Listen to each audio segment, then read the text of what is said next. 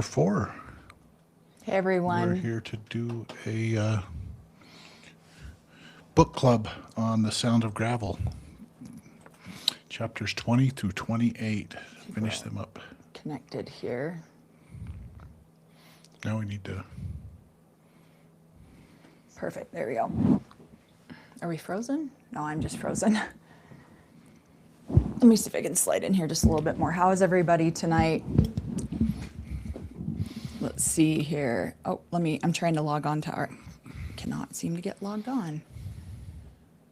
Mute, and then you muted that one too. Perfect. Okay. So how is everybody? Again, we want to, geez, come on, turn off. I can't get anything to turn off around here. Sorry, it's been a day around here already. Yeah, thank you, Cecilia, or I got to stop saying that. Celia LeBaron is on here, who is Ruthie's cousin, and she is actually the one who introduced us to Ruthie. I don't know if she goes by Ruthie now or she goes by Ruth as an adult, but yeah, she's the one who got us in touch with her so that we could do a book club with her. So Ruth will be live with us next week on March 3rd to answer some questions about the book and to see what everyone, just see what we think about the book. I won't lie, this has been a pretty heavy week on this book. There's a lot of heaviness in it. So we're going to not go into a lot of detail about some of it, but definitely we'll cover what we can without going into too much detail because some of the details are just too intense. So definitely want to remind everybody to do their healing work. Mm-hmm. I know I'm going to have a lot of it this week over some of the parts of this book. And, I'm just going to put it out there right away. I don't feel like I can be as honest about this book as I wanted to be because it just hits too close to home and it hurts too many people's feelings that I still care about and love. So I'm going to temper some of my thoughts on the book because it's just causing too many hurt feelings in my family and people that I love and care about. So I am going to be a lot more cautious about the things that I say about this book. So but yeah, what are you guys's, I'm just going to see if I can go through and look at a couple of these. Yeah, Catherine says she just started watching Sisters of the Cult and read the 4 o'clock murders, and now Celia LeBaron is in the chat. Oh, nice. Yeah, Celia is so amazing. Her and her sister Anna are amazing. Tonight we're going to go over section 3 of the book, says Alone. And maybe this is the section of the book that I have related to the very most out of the book. I mean, I feel like the whole book has really hit home for me in a lot of ways. But this section was especially hard to go through. So yeah, let's see. I wonder if Ruthie's life would have been better if her father was not murdered. I feel like, yeah, it's hard to know. It's hard to know exactly what would have happened. It's hard to know, I know everybody wants to immortalize people when they pass, and then they try to just remember only the good things about that person. And I don't know Joel LeBaron or Ruthie's biological father. I don't know much about him other than, the things that you hear after they become immortalized, after they pass. So it's definitely one of those things where you don't know if it would have been better. I've thought about that in different scenarios in my life too. Would this have been better if this had never happened to me? Yeah.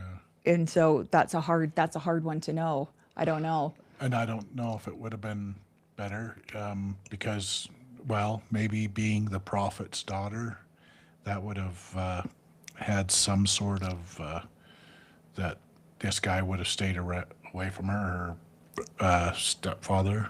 Yeah. But, I mean, it wasn't just her. It comes out later on. It wasn't just her within the community that he was doing this to. So, but he may have stayed away.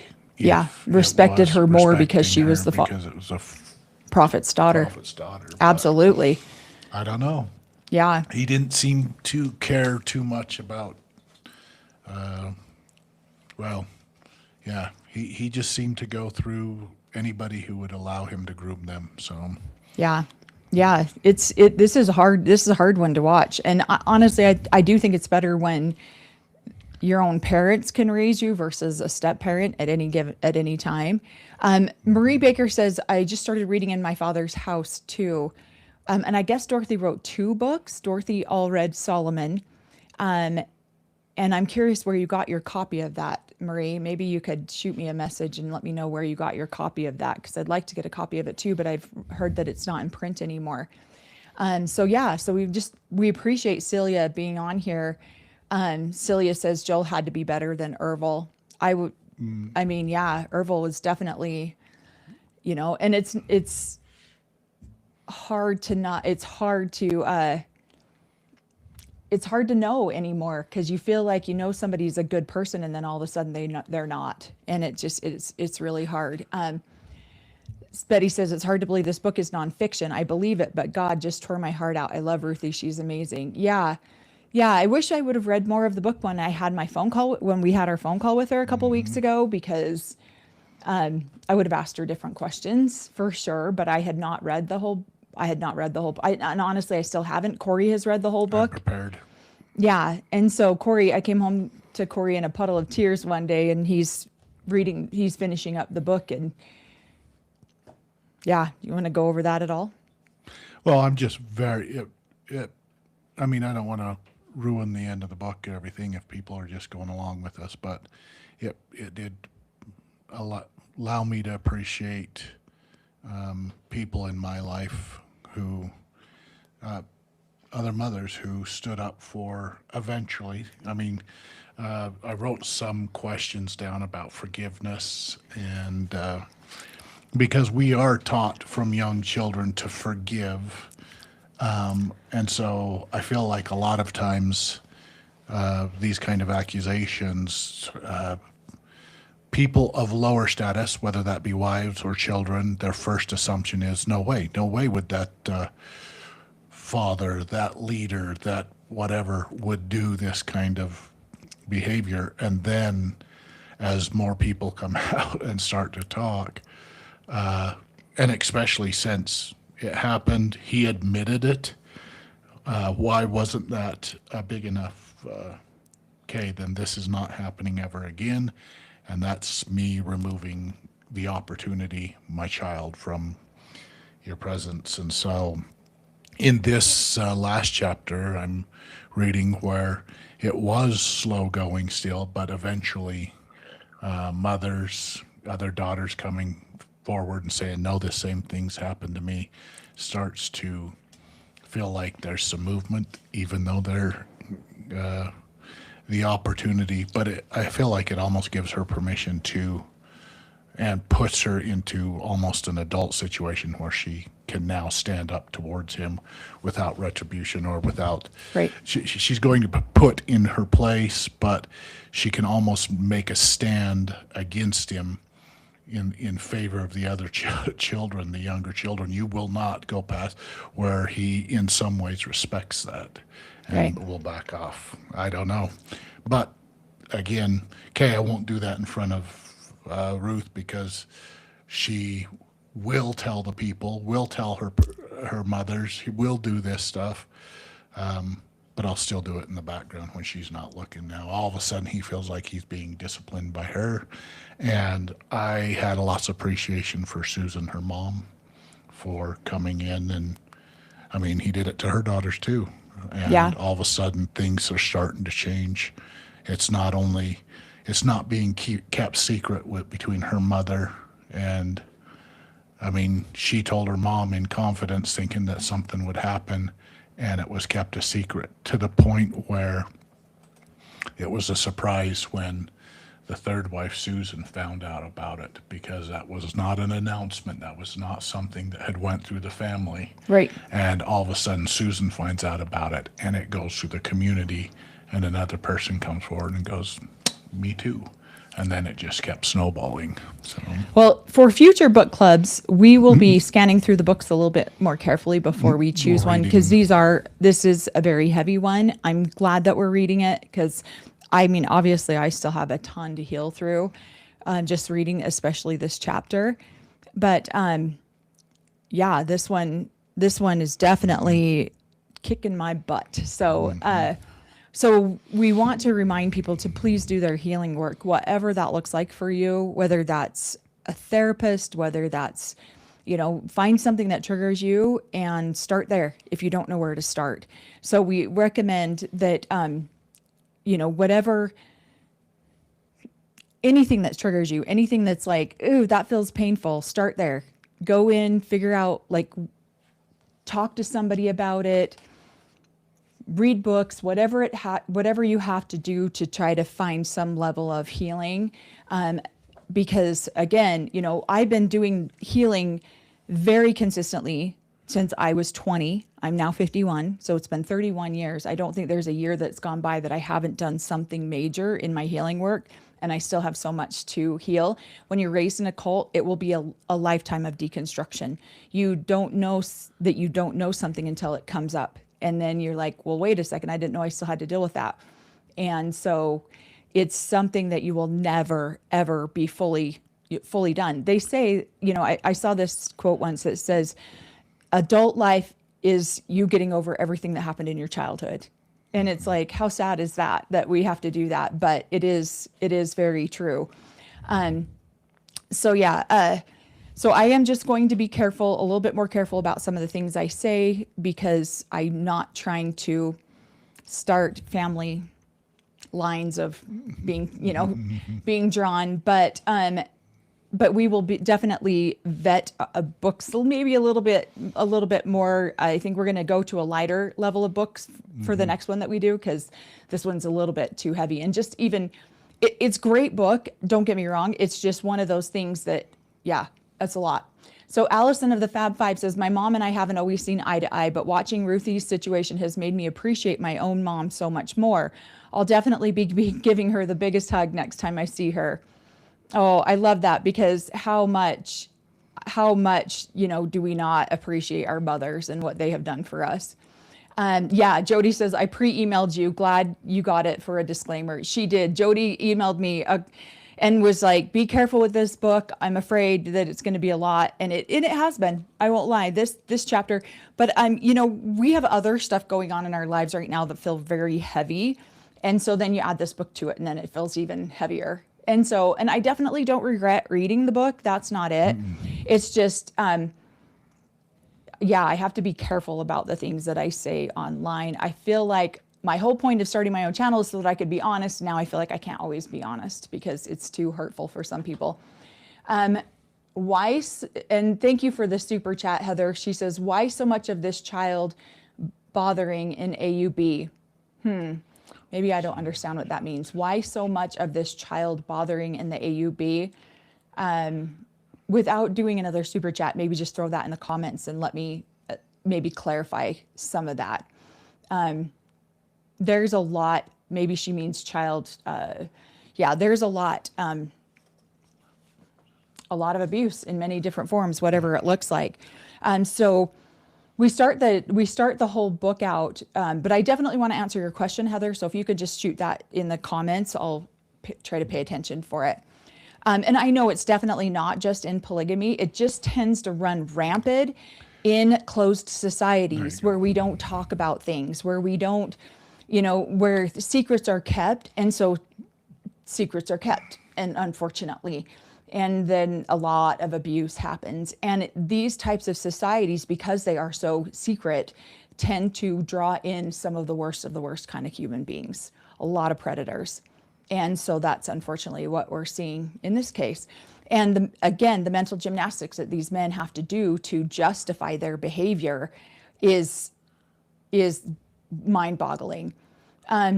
Okay, I feel this. I really appreciate your comment. Thank you. I 100% believe this. Something is going on in the spiritual world right now. I feel it. This book is bringing stuff up. I 100% agree with you on that one. And then there's her question. Oh, I see right here. Okay, why is there so much child molestation in these FLDS groups? Again, because it's closed societies. They're secret societies. We don't talk about anything. And again, how many times were we told? it's sacred, not secret. Yep. And so as a child, you wouldn't know the difference because this is all you've known. And so you wouldn't know the difference. I mean, I grew up thinking my mom just hated me because of that, because I knew what it didn't feel right. It felt the things that were happening felt extremely wrong, but they weren't being stopped. And so I felt like she hated me growing up. Well, and it is one of the teachings within, I think, a lot of the religious groups is you should forgive and forget, or there should be a level of forgiveness. They talk a lot about forgiveness here. He was sorry, Lane is sorry, please forgive him type thing. Yeah. But he gets away with this because he shows the proper amount of remorse, does the crying, does the stuff, but feels like there's some people that he can still get away with doing this behavior, and they're just not going to say anything about it. Yeah. Because it didn't work. Yeah, I want you to answer this question because I'm curious about this myself. We have not had time to sit down and talk about this because it's just been a back weekend, all weekend. We haven't had 2 seconds to sit down and talk. But yeah, what triggered you? What triggered me was, to be honest,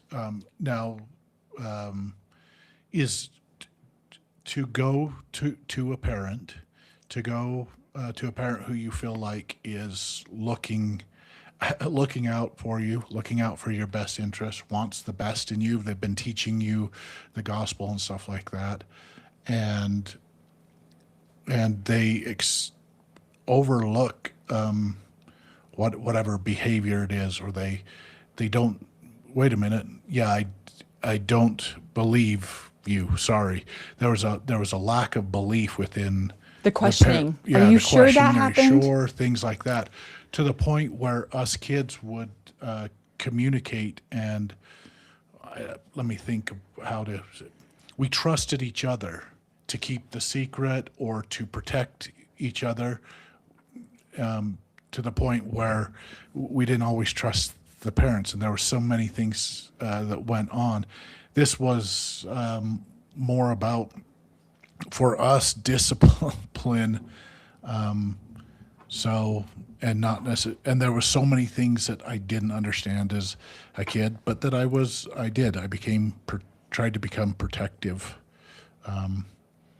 of my family, and so. Yeah. Where you didn't always feel like you could go and tell a parent. So, Yep. You had to be, so when she is going through the things where she all of a sudden gets mouthy and says, no, you won't be doing this. You won't, this behavior is not acceptable. I feel like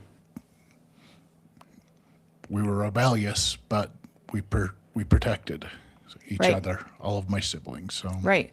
Well, and look what they go through. I mean, you can see the relationship between Ruthie and Matt throughout this because they can comprehend each other. It's just, it's a glance, it's a look, it's a, yeah. So we start out this section of the book with her in a reoccurring nightmare that she's having. I can concur for that I had definitely had some reoccurring nightmares growing up, based on my experiences. And, but she says that she couldn't shake the dream. It was one that she'd had over and over and over since her experience. And I mean, that's just exhausting right there. And then here's the part that just gets me, is then her mom wants to go on a road trip with Lane, and she feels justified. The other wives have had a road trip with him, and I haven't had one. So she's going to go on this road trip, and left behind is 9-year-old Ruthie, 10-year-old Luke, and 4-year-old Aaron, and 12-year-old Matt. While her mom goes out of town for who knows how long, there's no way to communicate with her, no way to get a hold of her. You just hope she calls you on a cell phone, on a pay phone. And I really struggled with that part too. The whole time I'm like, but they're not going to be okay. Something's going to happen. And that is definitely, that one really frustrated me. And the mom says, you help Matt take care of the kids, patting my shoulder and hurrying past me as if she were late for a bus.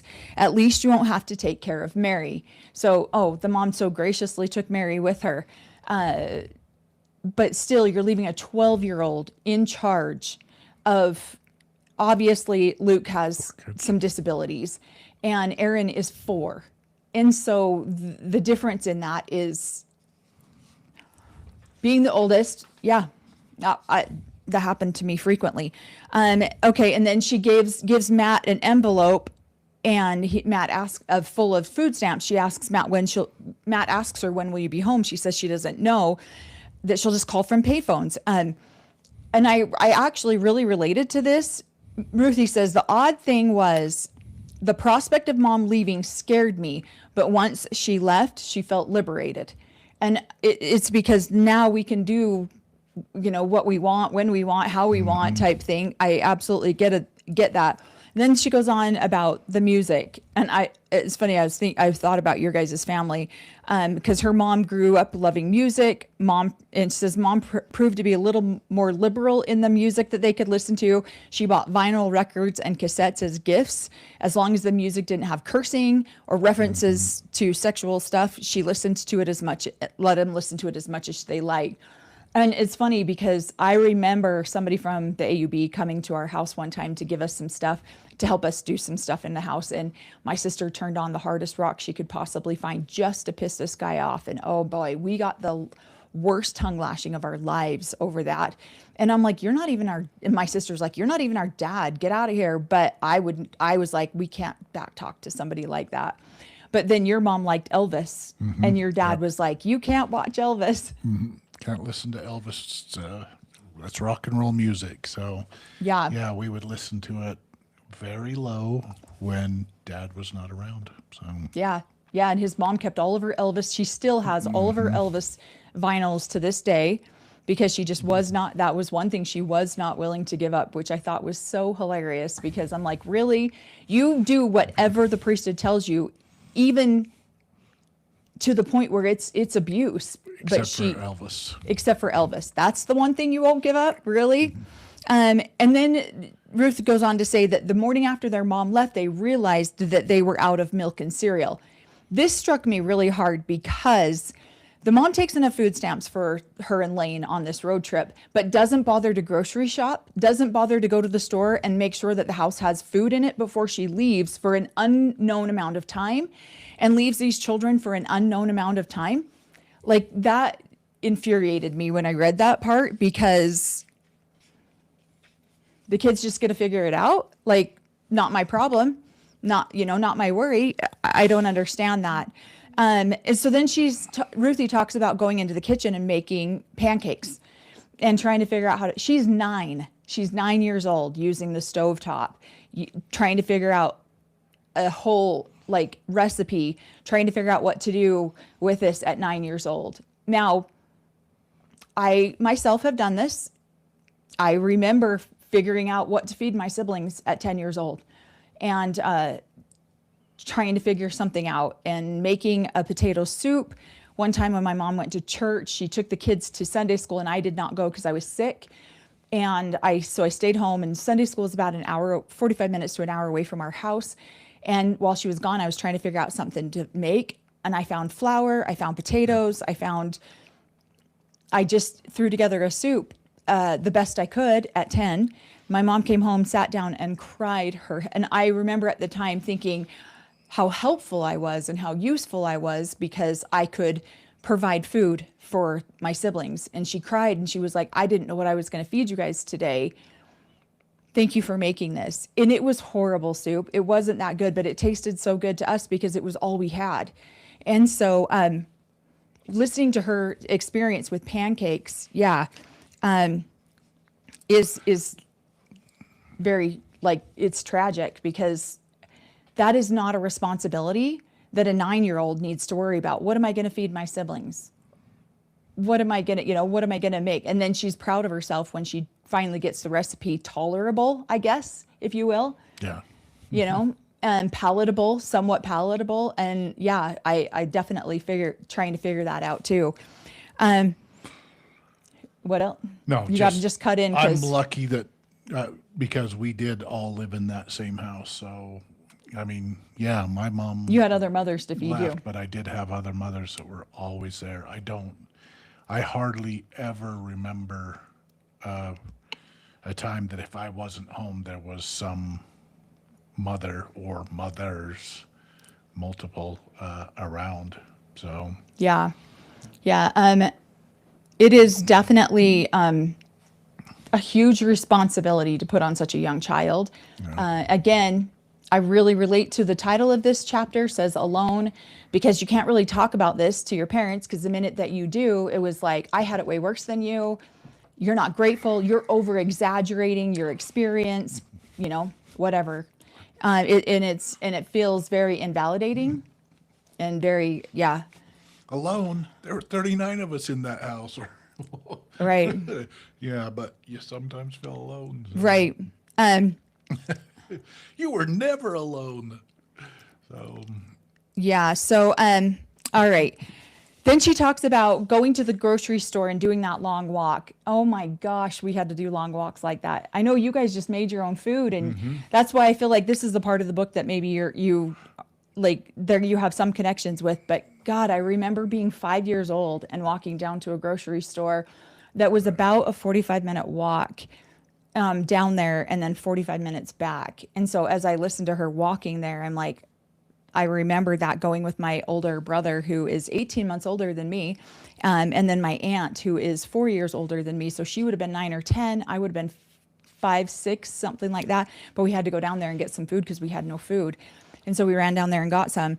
But she talks about having to pay with food stamps and how she had never realized the shame before. And I feel like back in the 80s, there was a lot of shame around food stamps. Now I feel like it's like, oh, look at me. I know how to work the system. It's not as people don't have a lot. It seems like to me, at least in this day and age, people don't have the same amount of pride for taking care of themselves. They have pride for learning how to use the system. But I mean, again, that's just my experience. I could be totally wrong. Let's see. Allison said she's feeling kind of, oh, that's funny. I'm missing some of the comments. Sorry, I'm trying to keep up. yeah. If you see something, grab it. Let's see. But she writes in here something about the way she emphasized food stamps made me feel as if every eye in the store was watching me. My face went hot in shame, and I was suddenly angry at Matt. He knew it would be embarrassing to pay with food stamps. I lowered my head, took the brown paper sack of groceries, and walked out of the store as fast as I could. I mean, I get that we all experience shame and guilt at points in our lives, but this is not something that a 9-year-old should be experiencing. This type of shame because has to have the responsibility of feeding her siblings. Yeah. Then she insists to Matt that he's going to pay for the food next time. And he's just like, whatever, tries to bribe her with letting her get ice cream. Then they get back and they can't find the kids. They can't find Luke and Aaron. I mean, this whole entire this whole chapter, I am like literally holding my breath because I'm like, if these little kids burn down this trailer, what in the hell is happening here? And yeah, they can't find the kids. And I remember that sheer panic feeling of like, where's my sibling? What do I do? You're not equipped with the know-how at that age to know what to do in case there is an emergency situation. And you're just not. There was a time when, typically when I had the kids, I had a nursing baby. And not myself, but I had my mom's nursing baby. And my siblings at one point were lighting fires on the stove and taking it across the kitchen to the garbage can. And they burned the kitchen along the way. They burned it on the floor. And I got beat for that because I was in charge at the time. But I also had a screaming, crying baby that only nursed, didn't take a bottle, didn't take anything like that. And I was beat for that because the kids could have burned the house down. Yeah, no shit, Dad. Maybe you shouldn't have left us at home when I was only I think I was like 12 when that happened. Okay. Heather, thank you for that super chat. We still can't put super chats. I don't know if they're ever going to fix that on our screen, but thank you.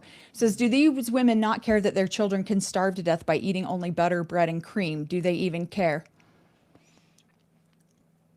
That's a great question. I grew up feeling maybe possibly not. Yeah, this is where, I don't know the situations that these guys are with, that obviously they can't have a sister wife come and help them or anything like that. I feel like we were raised completely different, so I don't connect here too much, where there was always a parent somewhere in the house and there was always consistent food on our table. Yeah. So this is where I feel like I was lucky growing up in the community, even though I might have, Even though they were all up in your business all the time. well, suffered in other places. So Right. But I definitely, we would say as older kids, we don't know how one of us didn't die growing up. I would argue that with us too. But mostly that was because we were not from. I feel like while we were in the house or when we were around the house, we always had parents. And at a certain age, we were allowed to go out into the world. We had to work. We had to change pipes ride bike everywhere, go do so much stuff. And there were times where, out of our own learning experience, we were neglected when we left the house. So when we came back, we would be usually in trouble for being gone so long and stuff like that. But there were times when we left the house and went on as siblings that we would sometimes almost die.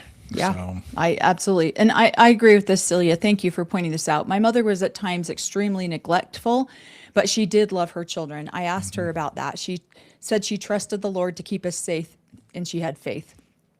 Yeah, that's exactly.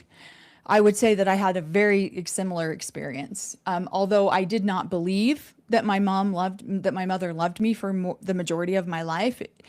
I did not believe that at all, not even slightly, until I was probably in my mid to late 20s is probably when I finally realized, okay, she might like me, but I did not believe my mother loved me at all growing up.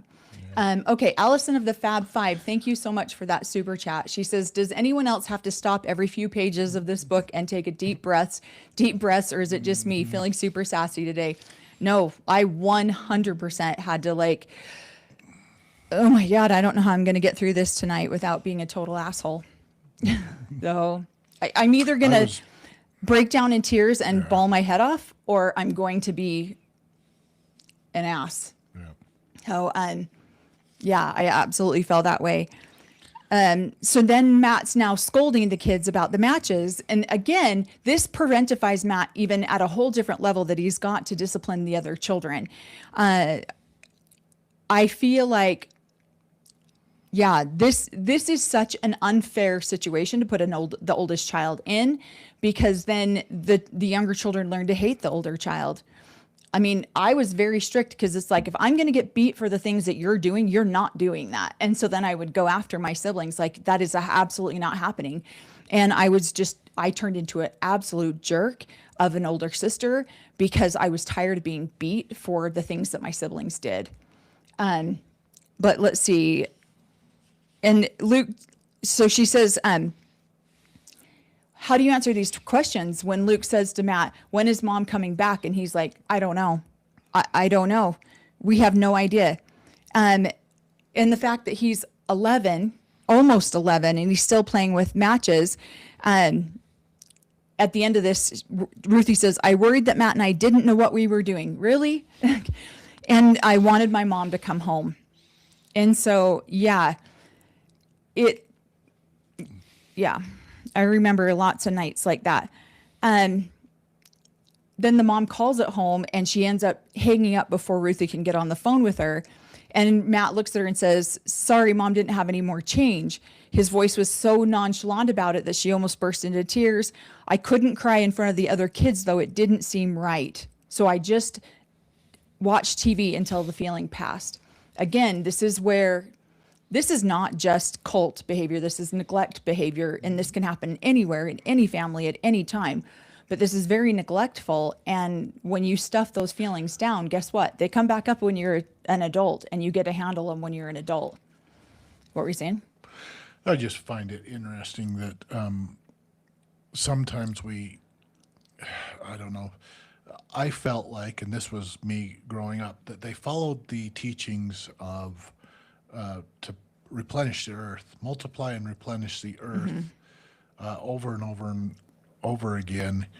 And it was, okay, we're going to try to teach you the right way, but once you were belligerent, once you were just basically rambunctious, then they had taught you, and you were unwilling to learn from that teaching, and so they were going to have more kids too. And so quality, they would get quality hoping to get a few quantity, or they did lots of quality hoping to find a few quality kids, sorry, I keep messing that up. And everybody else was kind of strewn by the wayside. And Yeah. so I just wanted to be more involved in my kids' lives, Yeah. so that they didn't feel like that they were going through this. So, And they don't have to go through it alone, just like the chapter says, alone. So then she talks about the next chapter. I'm on chapter 21 now. She talks about that afternoon they heard a knock at the door, and it scared them. They didn't know what to do. Like, they weren't expecting anybody. It's funny. I underlined General Hospital because that was such a huge soap opera back in the 80s. Everyone I knew watched it. On one breath, it was like, you can't watch this kind of like smut, but then everyone in the polygamous world that I knew watched it. It was funny. In fact, I went to Pinesdale once when I was 12, and they had a gathering at one of the prominent families' houses where everyone was watching Luke and Laura get married. And I think that was General Hospital. That could have been Days of Our Lives too. I don't remember, but it was definitely one of those things. And Celia wrote a comment up here earlier that the book seems oddly familiar, other than the abuse by the stepfather.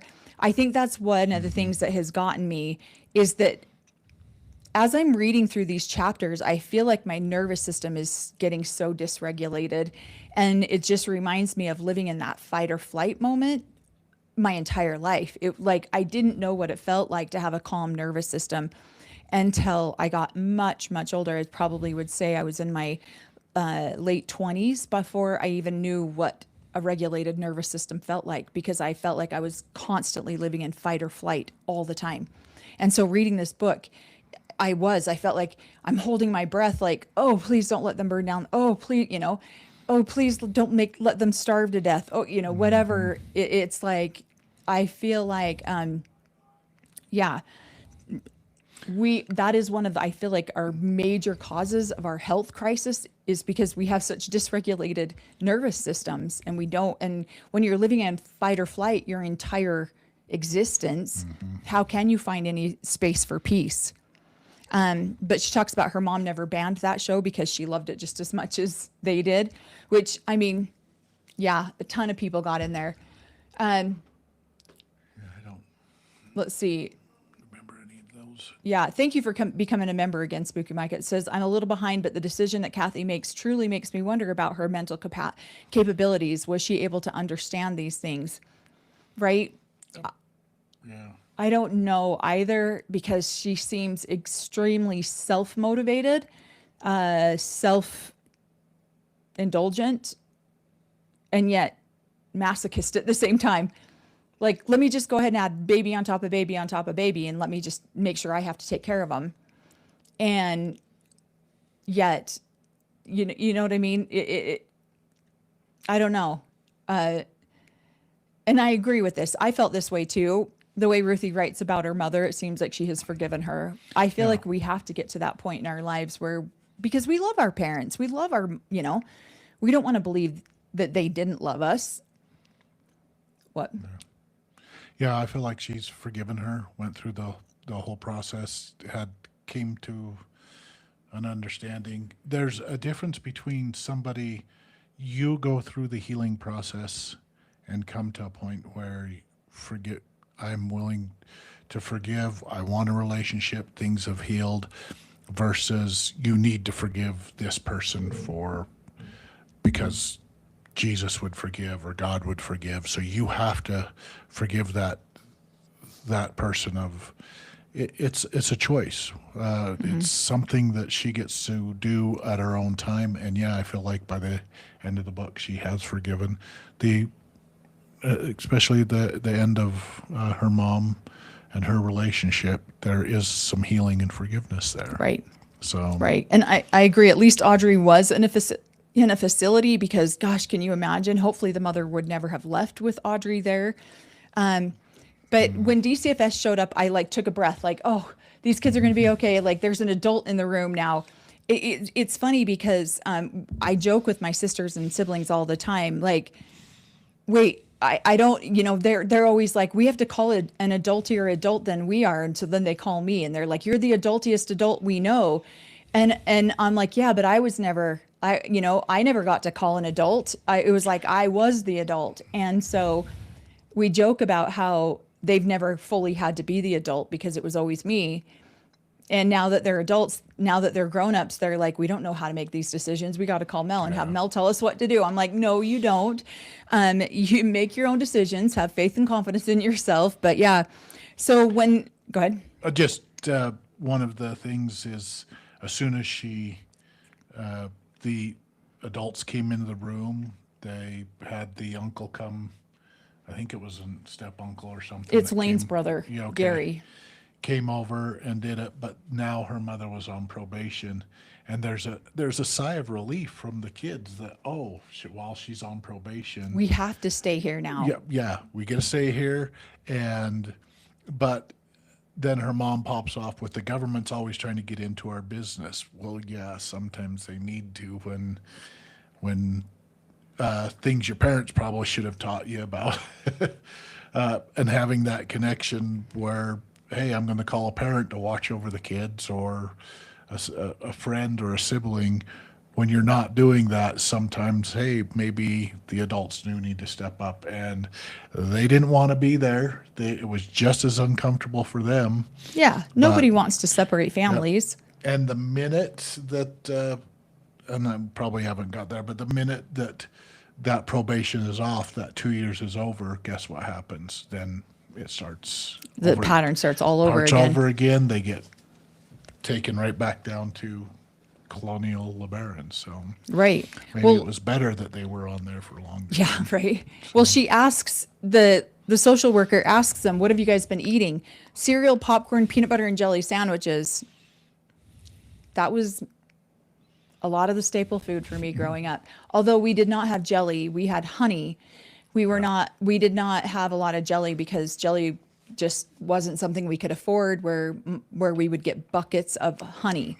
Yeah. And so we would try to have peanut butter and honey, but it was always that natural peanut butter that you'd get from the other churches that we would have to stir ourselves.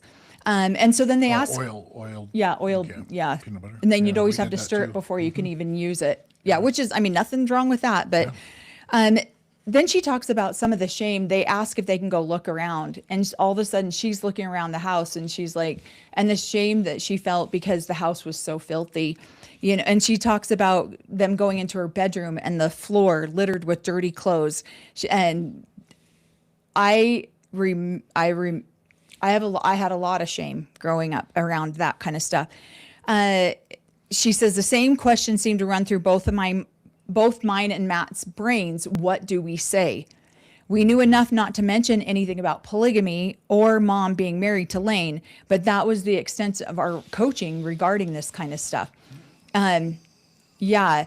And then she says, he took a deep breath. And so she asks, they see a fire hazard with the bags hanging right next to the water heater. And they say to him, it's a miracle there wasn't a fire. And she says we have to, they're conversing. That was one of the things that I hated growing up, is I would watch adults talk about us in front of us, and they would talk about our living conditions, or they would talk about the things. And I always felt so much shame around that, because even though it wasn't my fault, I felt a lot of shame and embarrassment around that. So these that's why I underlined this, because the adults, the two workers, are saying we have to get a hold of the mother and there's no way we can leave them alone. And I remember growing up feeling a lot of embarrassment and shame around anyone who came into our home and questioned our stuff like that. Thank you, Heather, for this super chat. She says, and she keeps lying to CPS. I don't know who the father is. I'm seeing a lot of guys right now. Pissed me off. What do you do? I mean, you're a child and you're being taught not to lie. And then you're watching your mother so effortlessly lie to authorities. And again, all in the name of God, all in the name of religion, all in the name of, we're the righteous ones. We're the ones building up Zion, even though the mother can't even stand her first sister wife and can't even speak to her. How is that building up a kingdom of heaven? Yeah. So then, Fourth. what? No, nothing. Third and the fourth eventually. Right. And so, Well, so then they're asking, do you guys even have, and you don't realize how severe, I'm sure Ruthie did not realize how severe their situation was until the caseworkers are like, do you have a phone number we can get a hold of your mom? Well, no. Do you know when she's going to be home? No. Do you know where she went? Oh, that one I do know, Oklahoma City. Okay, yeah.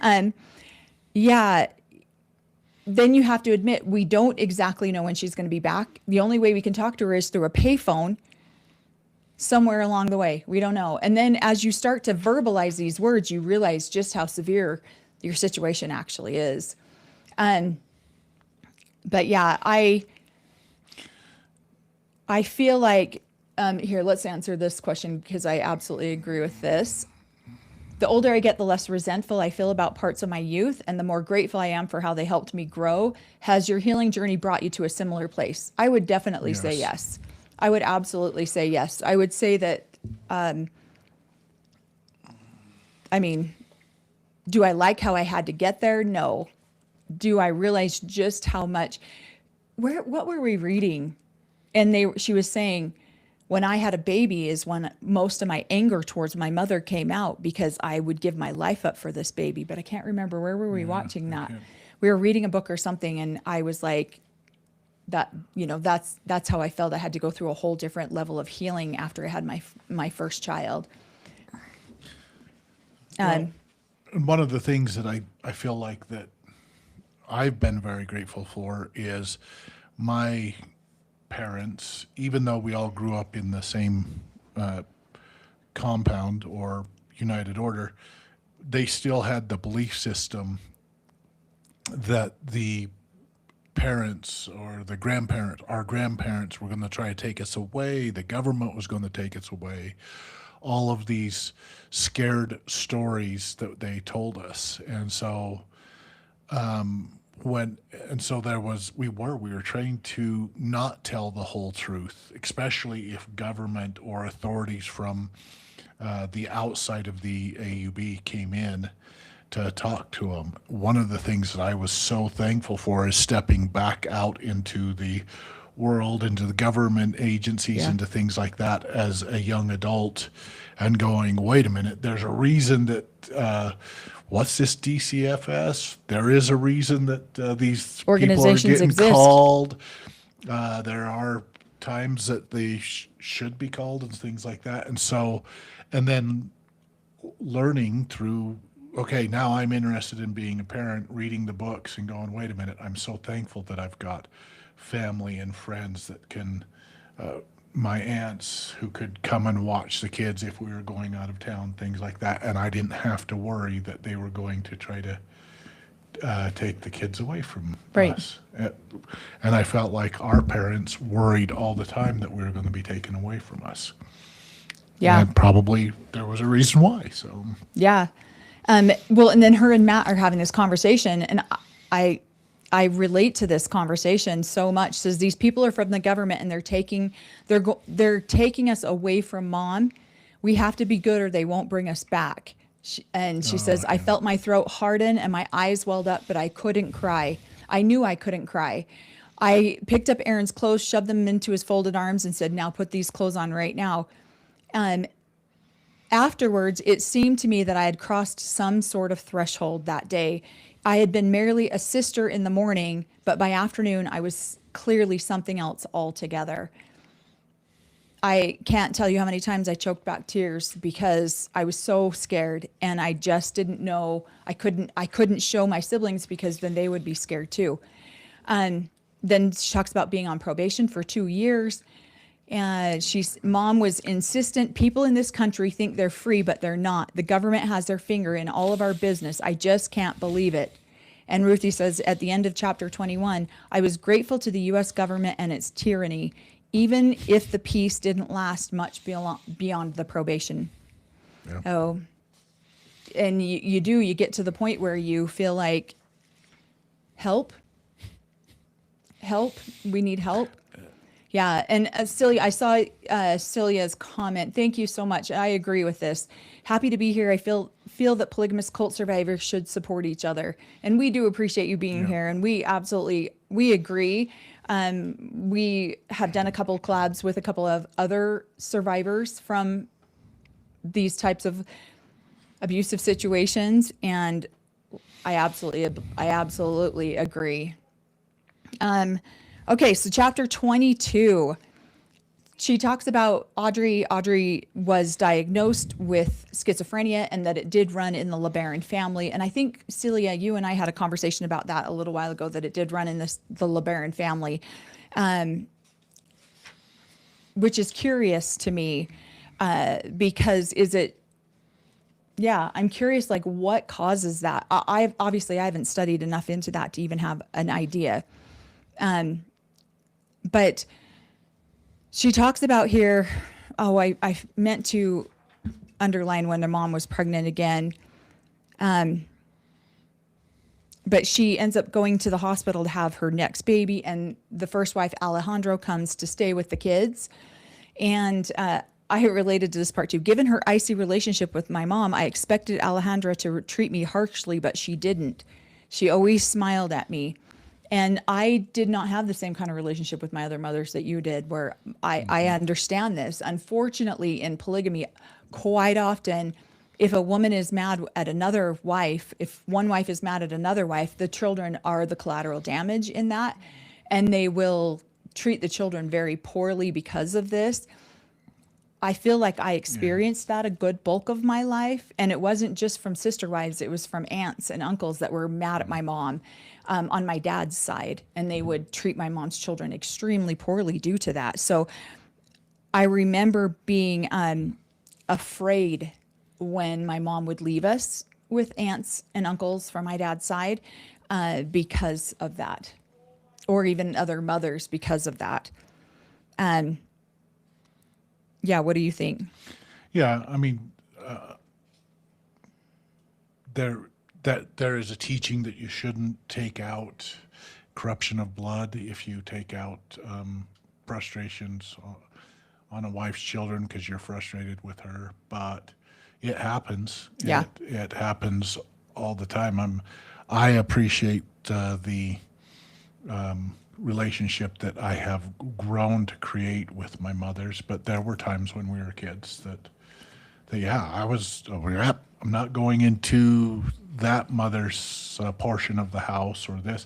I'm going to stay away because they're angry with my mother, or, you know what I mean, or my mother has been angry with them and taken it out on their kids. And so we knew that there might be retaliation. So it was definitely, as younger kids, we moved around very carefully, Cautiously.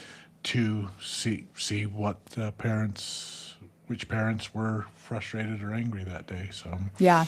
the walking on of eggshells. Constantly. It's a constant. Celia, the platform keeps slowing down my comments. We actually slow the comments down just a little bit so we don't get overwhelmed, because we don't always have a mod on. So we slow the comments down on purpose, just so that, we get a chance to get to. Missy Louise 321, thank you for that super chat. She says, hugs Melanie and Corey. Thank you for dealing with this hard book. By the way, I'm a therapist and schizophrenia is a 50-50 if the parent has it. Wow. It runs in families and tends to be treatment resistant. Oh, interesting. Yeah, that's interesting. I don't know much about schizophrenia. I wish I was a little bit more educated on some of these things. But then she's talking about connecting with her sister, Maria. What's interesting to me is that Corey and I did not have this kind of experience. Our siblings were our best friends. That's who we communicated with the very most. But I know a lot of polygamous families who they just don't know their other siblings. They don't know them from other mothers. They don't know them from, even if they're biological, from the same father, they don't know them. So I wasn't too surprised to see that she didn't know Maria, but then I kind of was, just because, again, everything we do in our lives revolves around our siblings. And so I've always thought it was tragic when other, Celia says, but I have so much to say. I know, thank you. We always thought it was tragic when other families just didn't even know their siblings at all or didn't connect with them, because they're such a huge part of our lives. Again, we're both the oldest from the second wives. So, yeah. But she talks about, Maria asks her what she's going to do if she has a hobby and what she's going to do. And Maria tells her she's going to be a fashion designer when she grows up. And then she turns around and says, what are you going to be, Ruthie? And this one just struck me so. Says, the question left me a loss for words. I was taken back by the confidence in which she predicted her future. A life that had no place in our world of marriage and birthing babies. Mm-hmm. I had no idea that girls had a choice in what they would do with their own lives. That Maria thought she could choose her own future seemed like a radical notion to me. Yeah. What? And it was radical. That child that was planning on doing something outside of exactly what they were considered radical or disobedient, or you know what I mean? And it gets to the point where later on Lane's telling the other wife, she's not going to live polygamy, she's disobedient, she's this or that, and they're considered radical outside of, they're not listening to the way that their parents have raised them up or taught them. So right. And I just think that it is so sad that she never really thought. I mean, I relate to that. That's why I highlighted the comment. I relate to that. I didn't graduate high school, just went right into having babies because that's what I was supposed to do.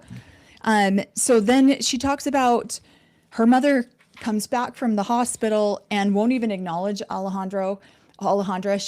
Here she just took care of her children, fed them. I think it's sad that she was required. Normally she would have just left her kids at home by themselves while she went off to have another baby. And now, because she's under this probation, she's got to make appropriate arrangements for her children. Like that is definitely really hard for me. Celia, thank you so much, Celia. Yeah, I think you and I could do a live soon, and then that way we can answer all the questions too. Well, and I liked what she said back a little bit about probably has somewhat to do with the inbreeding. I guess they're cousins. Yeah. So, okay. Yeah. And I definitely think a lot of that has to do with our mental neurological states of mind, is the definite deep level of inbreeding that happens. Now with Ruthie, however, it sounds like her parents were converted in, so she didn't have a lot of that, but it could have come from Lane's side for sure. We just don't know that. But I think it's sad that Alejandra goes to leave and Ruthie's mom, Kathy, can't even acknowledge her, can't even say thank you for taking care of my children. They just walk right past each other. And what? I thought she said, oh, gracias. Spanish, gracias. Yeah. It was the first wife that just walked right away. She was just like, yeah. Yeah. Nope, you're right. She did. Then she talks about how Luke comes up missing again. I mean, this is all in the same chapter. And Ruthie's like, didn't even hear her mom's question because she was so distracted by how rested she looked. After just one good night's sleep, mom seemed back to normal, like her usual pink cheeks and lips. I wrote that down because I remember watching my mom just be beyond exhausted and just completely like, I don't know how every time she sat down, she was asleep. I don't know how she did it. And so she says that Luke comes up missing and sends oh my gosh, my brain just went blank. Ruthie and Matt to go get him. And the mom says, how am I supposed to do this all by myself? And her mother waited a bit in silence as if she expected Ruthie to answer, but I didn't know what to say. A moment later, I heard the front door fly open.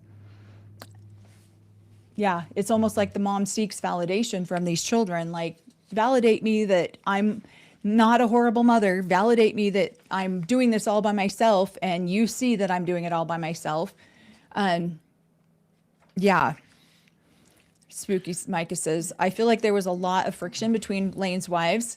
Which made it better for him because then they weren't communicating. There was a language barrier on the first and the second and third ones.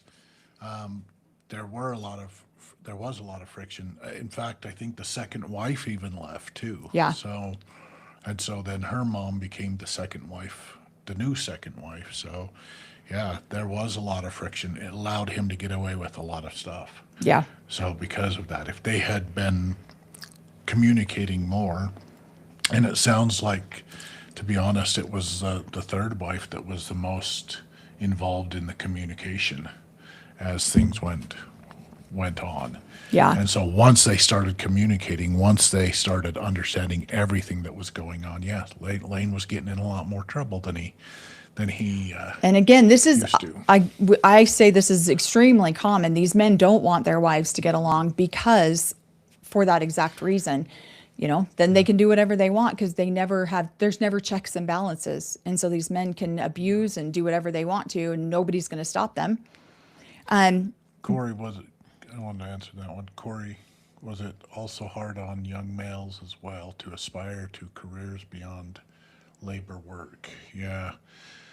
Yeah, depending on where you were, but yeah, you were supposed to go in and learn a trade within somewhere. So my trade that I went in to learn was masonry, and we had worked out the farm a lot, but they wanted a trade for us to fall back on that you could make good money, and then you were supposed to go and kind of try to create a career either within that trade or somewhere else, because they wanted the males not only to make enough money, which is this is kind of weird, strange for me, but make enough money to provide for many families, but also give back to the United Order. Right. And so I feel like within our community, if you weren't making a certain amount of money, this is where you see in Sister Wives where the mother is telling, yeah, Cody can't get another wife because if they weren't making that enough money to take care of the family that they had here in the States or within a community, then you weren't given permission. You weren't supposed to be given permission.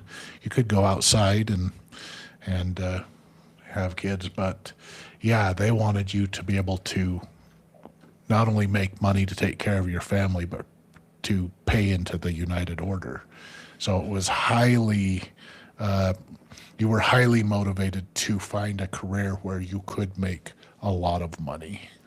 Well, and truthfully, we were not taught an education was important. And it was almost like the minute that that your back is strong enough to go out and work, you go out and work. And so most of these boys could not get higher education because they didn't even have a high school education. In my family, I don't know if I want to tell, we got all the way down to like child number 9 before we actually had a high school graduation. every single one of the kids all the way up had GEDs, and they typically obtained them after they left home. So that is not something, you couldn't even go out and get a higher education and school yourself in something else because you didn't even have the basic foundational schooling. Yeah. So Corey, did it matter what you wanted to do for a career? In some ways it did. They kind of tried to connect you with a line of work that you would enjoy. I know my brother loved working on vehicles, and so he was, because of that, and he was good at it, he was encouraged to work with the local mechanic in the thing, and then eventually he went and got more and more training. He went to college because he had such a natural knack for it. They wanted him to be able to work on big machinery, and so eventually he did do that. It sounds as though polygamy is more like socialism. It is, absolutely. Absolutely, it is. Yes, I grew up in a socialist society. I absolutely did. Yep. And so, and I tended to gravitate more towards, some of my siblings worked in the flooring business, things like that. I enjoyed masonry, being outside, especially in the summer months, things like that. And so I went a lot into masonry, but also, so yes, they kind of encouraged you the direction that you would stay and work hard in that line of work. So, and most women never have careers at all. And I didn't really know very many women who had careers outside of, I mean, they did house cleaning, you know, things like that. There were piece jobs that they could just go find whatever work that they could do under the table. So that way they didn't have to pay taxes. They didn't have to do a lot of that kind of stuff. I mentioned before in a couple other lives I worked for Joe Darger. They owned a catering business, and I would go cater for them. And once I became a full-time employee, then I worked as a regular employee. But up until then, I worked for like tips and stuff like that in the catering business. And so it's not, most women didn't have, it wasn't until I got into mortgages at the age of 20, I think I was 27 when I started doing mortgages, and then turned that into a lifetime. I still do that to this day. I turned that into a career. But most women that I know, it's like, what are you doing for work these days? Oh, I don't know, because everyone switched jobs. So I felt like it was our generation that kind of changed that. Started changing some of that, Started yeah. changing that, because there were a lot of women within the AUB that went and got married and started having kids, and when those marriages fell apart, all of a sudden they became entrepreneurs. They had been handling the books for some of these businesses. They knew how to run businesses and get the business license and stuff like that. And so I know a lot of women my age, maybe even a little younger, that are running businesses that are no longer married necessarily to a polygamous man, but were at one point, and now are running very successful businesses, because the AUB produces a lot of workforce, people who need jobs, who they will come in and do the workforce for all these little businesses. And again, no shame in being a trade worker of any sort. You know, Mike's husband was an electrical contractor. So there's no shame in that. Again, this is another how they create such a massive wealth in these communities, is because these young men and women go and learn these trades, and then they build things, homes and churches, without having to pay for the labor part of it. And so it's just, so then they're building this mass amount of wealth off the backs of the workers, because those buildings that they're building are not in these workers' names, they're in the church's names. And so that's how these churches become so wealthy, is these young people go in there, and you're building the kingdom of God. So you're more than willing to go and offer your time and your services. And All right, so chapter 23, she talks about, again, in 1983, her mom ends up pregnant again. It's not a surprise to anybody. Then she talks about how her mom received a phone call from the colony, and she dreaded phone calls from the colony because it usually meant that Lane was coming to visit them. And we're not going to go into too much detail in this chapter because there is a lot of detail, and we want to be respectful of, because it is a hard chapter to hear. But she says he had already broken the promise he has made to his mom and to her through his non-apology, and she never knew when he was going to show up bedside again. He always came, I was going to go into a little bit more detail there, but we're not. So she talks about how he would come into her room. And so she hated it when he was home. Let's see.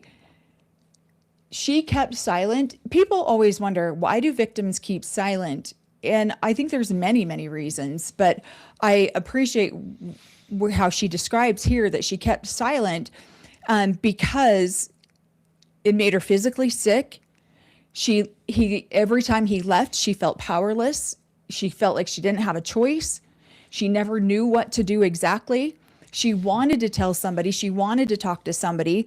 But again, what if it made them upset? What if she was the cause of that upset? She's watching her mom always talk about everything that she has to do and the exhaustion that her mom goes through all the time.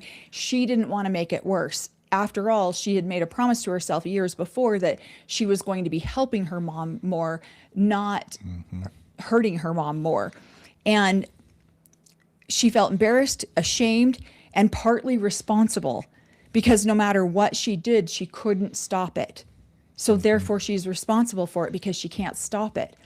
And these are the things that people in these situations tell themselves. I told myself for years I didn't say a lot of things because A, I didn't know if people would believe me. B, I can't add more to my mom's plate than what she already has going on. So yeah, I felt my heart hurt for her because so much of this chapter, I just absolutely related to her emotions. And so she feels completely alone because who does she go to talk to about this? Who does she, who's going to believe her and she becomes a burden at that point. And again, you never want to be the burden in these families. Yeah, somebody says, who pays for all the births? The births, typically you're going to have a midwife. I had all my babies at home. My first couple of births, they cost me $300, and then I provided all my own equipment, like towels and cleaning supplies and that kind of stuff. And then I just had the babies at home. Typically, they have midwives that deliver the babies. So what did you want to catch? Did you want to catch a comment? Oh, no. Yeah, I feel this way. I feel very anger and rage. I feel like I've had to do a ton of healing around this topic. But yeah. Okay. And she did say in here too, that when she did tell, there would be upset, but nothing would change. And so she was bringing more attention. You almost don't want to even say anything so you don't bring attention to yourself. Frustration from parents, abuse or the abuser. Yeah. And so. Right. Okay. And then she talks about mom gets a phone call from LeBaron, and she finds out that she hears her mom crying loud enough for all the kids to hear. Sometimes I feel like I understand that I didn't understand as a child. I felt like, is this happening just to guilt me? Or is the tears happening just to guilt me into compliance? And so when she says that her mom has this phone call and she's crying loud enough for all of them to hear, and they didn't know what was happening, she finds out her husband gets married again, and he had been married for several months. And she talks about how mom's like, we're going back to LeBaron, and their kids are like, no, what are we doing? And asked her for how long. Mom says, Lane got married again a few months ago. I need to go find out what's going on.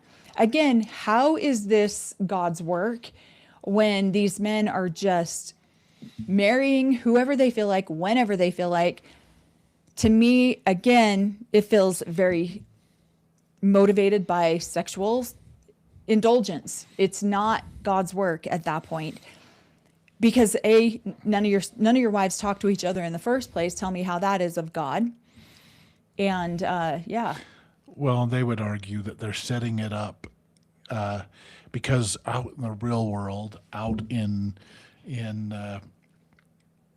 the Gentile, if you're sleeping with another woman, that would be considered having an affair, things like that. But they're going through the process, and some of those processes that are all the wives know about it. Not only do they know about it, but they're handing that new wife over to her husband. So right. So here's here's the question that goes with that. Shouldn't she have been at the wedding? She should have. Yeah.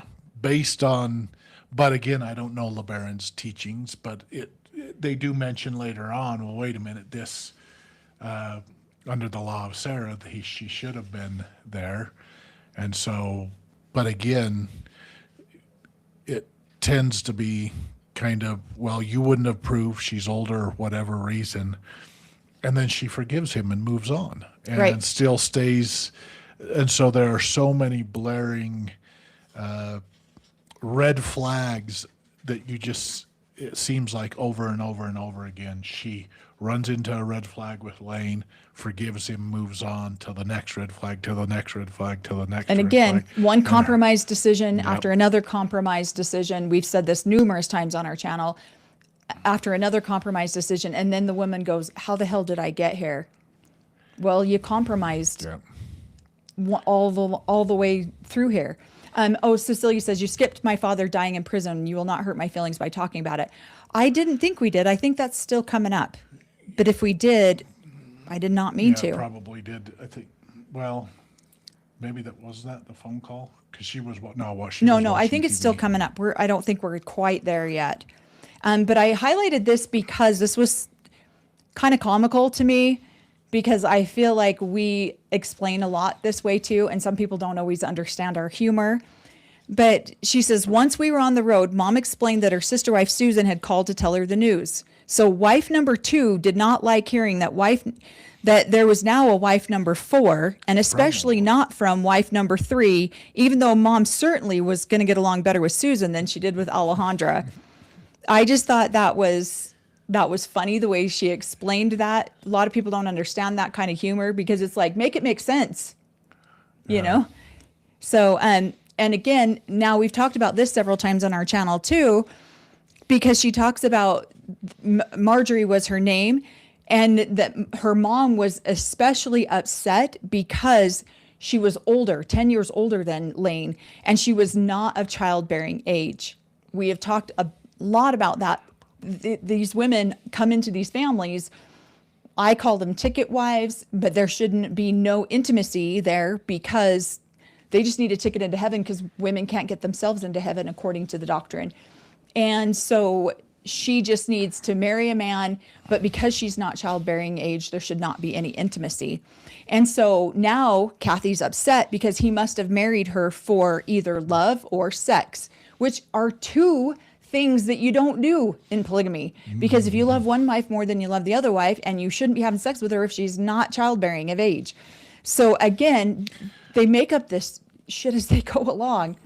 Love and sex are great things for monogamy. It's kind of supposed to be a no-no for polygamy too, but yeah. Yeah. Well, then she talks about it right here.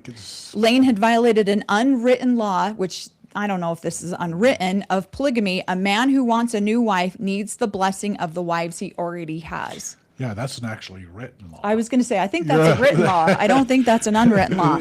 That's a written law within their teachings of the process and the law of Sarah and all that stuff. Yeah. Joseph Smith went and got a revelation from God and wrote it down so that Emma would accept the reasons that they were doing it. And so, yeah, it's a written law within the AUB part, at least. So, and I think within Most of these religions, it's supposed to be a written law. Right, right. Thank you so much, Freya's mama. She's just gifted 5 memberships. Thank you so Yeah, much. That is was so kind wonderful of of you. you. Yeah. Sarah. Celia says, my father took other wives without other wives knowing. And honestly, I think it's a convenience of sex. It's like, oh, you know what? I'm going to be an adulterer if we're not married. So let's get married. And then it's just convenient right then and right there. Yeah. Yeah, The law that of would have Sarah, been- that would have been Susan, right? Handing him over to Marjorie. Marjorie. Yep. And the wives should have a say in it. And again, I'm pretty sure that's not unwritten. I wanted to get to this one Well, too. and I think if Susan is calling her mom and telling it, but probably because Susan didn't get to use the law of Sarah in Yeah. there. So Yeah. I was trying to, oh, here we go. Trying to get to this comment right here. Yeah, I agree with you on that one. I read that there is a mindset that the man getting married, so the wives don't always need to know it's not their marriage. Again, a lot of entitlement. There's a lot of entitlement from these men, and they don't do things according to the doctrine or according to the proper way that we're taught to do them. they're supposed to. Based on the way that I grew up, they were supposed to get. Now, if a wife was not in harmony with him, and this was easier when he had 7, 8 wives, he just needed a majority of them to agree. If a majority of those wives said absolutely not, then he wasn't supposed to Right. pursue. And so the 1 or 2 of the wives that were not in the majority, then they were being shamed for being out of harmony with the family. So Right. Thank you so much, Catherine Perry, for that super chat. We appreciate that. And then welcome, Lupita Mariposa. Thank Yeah. you for being a member. So she talks about getting back down to colonial LeBaron, and she talks about how the shower finally has a shower head on it, right? But you can't touch the metal too, because why? You'll be electrocuted to death, yeah, whatever. Her mom dismisses the danger and shrugs like, oh well, whatever. And I feel like we saw so many like makeshift projects like this that were not in any way up to code. I mean, obviously they don't have OSHA in Mexico, but yeah, it's like, oh, my kids could die. Oh, well. And then she talks about how her mom, she became old enough to handle one of the most dreaded chores in the house, which was washing out the dirty cloth diapers. I'm like, she's 10. How in the hell did she not have to do this 6 years ago, 5 years ago? Like, as soon as she got done, I'm potty trained. Great, start cleaning out your little that's what brother. I was like, how in the hell is this? How did she go all the way to 10 and not have this chore? Like, God, that was the worst thing. I hated doing that so bad. And it was just like, I swear I would take my fingers like this and I would just like I hated it. It was, and then my mom's like, you got to get your hands in there. You got to wring it out. And I'm like, ugh. And I have a severe germ phobia now as an adult. And I feel like a lot of it stems from things like this. Yeah, it's definitely traumatizing. Thank you so much, So Blessed Canadian. She says, since the LDS has the same teachings other than polygamy and tend to have large families, do you think the abuse is just as bad? Yes, I do. Yeah. I mean, we stopped being active LDS because the bishop had our daughter in a room all by themselves, asking her about her personal sexual behaviors, her personal activities. So, I know a lot of bishops, if you guys have ever watched Heather Gay's documentary, I believe it was on Hulu, right? Yep. Sorry, what were you going to say? No, I just think people like her stepfather are drawn to closed communities, that use the term secret and sacred as something to protect. So there is a teaching that you've got these teachings that people like her stepfather are attracted to because it allows them to get away with what they're doing. Right. Through, I mean, all the way to the point where the parents are even questioning, are you sure that's what he did to you? A man of God, a priesthood holder, would never do that type thing. To, oh, he's admitted to doing it, but he has apologized, and Christ's, you should forgive them to become Christ-like and better. They are attracted, and until enough people stand up and absolutely, we don't want this kind of person within our community, and they tend to jump from one community to the next, to the next, to the next. So it's this secret, sacred, closed community that allows these perpetrators to. You call it sacred. Yeah, We call it secret. I mean, yeah. it's the same thing. So Again, it's where abuse flourishes, which It is does. why we want to talk about it on our channel, because you peel that back and it's ugly. This book is ugly in so many ways, but it's, if we don't start talking about this kind of stuff, it flourishes. exactly. I'm glad she's talking about. I hope other people talk about that and read about it, so that for the next person that happens, maybe that parent will open up their eyes and go, absolutely, this has to stop here. We have to stop that, if you will, generational Right.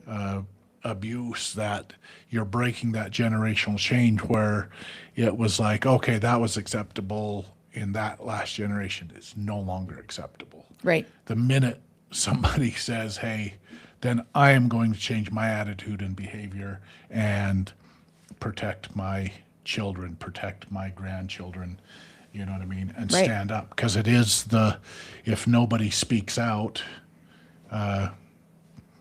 it continues. It just keeps going. It aids him. It aids the, Perpetrators. of this world. So, Yeah. What's interesting, and yes, I always did clean the diapers in the toilet. Yes, I have flushed a diaper on accident, caused a big, huge mess.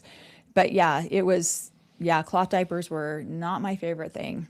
But what struck me too about this is that she then talks about, so here they go back down there, right, to confront Lane, figure out what he's doing. And then she says, no doubt mom would rather have gone directly to Lane, because now she's waiting. She's just like, I got to figure this out. She's going crazy. So she goes over to Susan's house to talk to Susan about it. Says, no doubt mom would rather have gone directly to Lane, but here's mom following the rules, but that would have been taboo. It's not taboo to marry a woman without your wife's knowledge or consent. Searching for a husband at another sister wife's home was considered an intrusion on the other wife's allotted time, or worse, spying. Make that make sense. But he can go get married to somebody else, and that's okay. Yeah, we don't talk about that. We just talk about she can't go and actually find out what the hell is happening with her own husband. Okay, Catherine Perry, thank you so much for that super chat. It says, Corey, yes, my mother didn't feel she needed to express any remorse for not protecting me from my father because God had forgiven them. Yeah. Can I say, there is somebody that I know basically said that the priesthood leadership had forgiven him of their sins. And so those that were harmed by this person Don't get to judge. don't get to judge him anymore. Absolutely. I would argue that till my death. They do get to judge you. They are the ones that get to judge you. They may have forgiven you. They may have moved on with their lives, but this kind of thinking in the community, and it's prevalent within the community, is wrong. Those that you harmed with your behavior get to still judge you. The leadership does not get to absolve you of your sins. You still have to apologize to those you have harmed. And if they choose not to forgive you, you don't get to be angry with them. So that is their right to not forgive you. And if they do forgive you, be thankful that they did.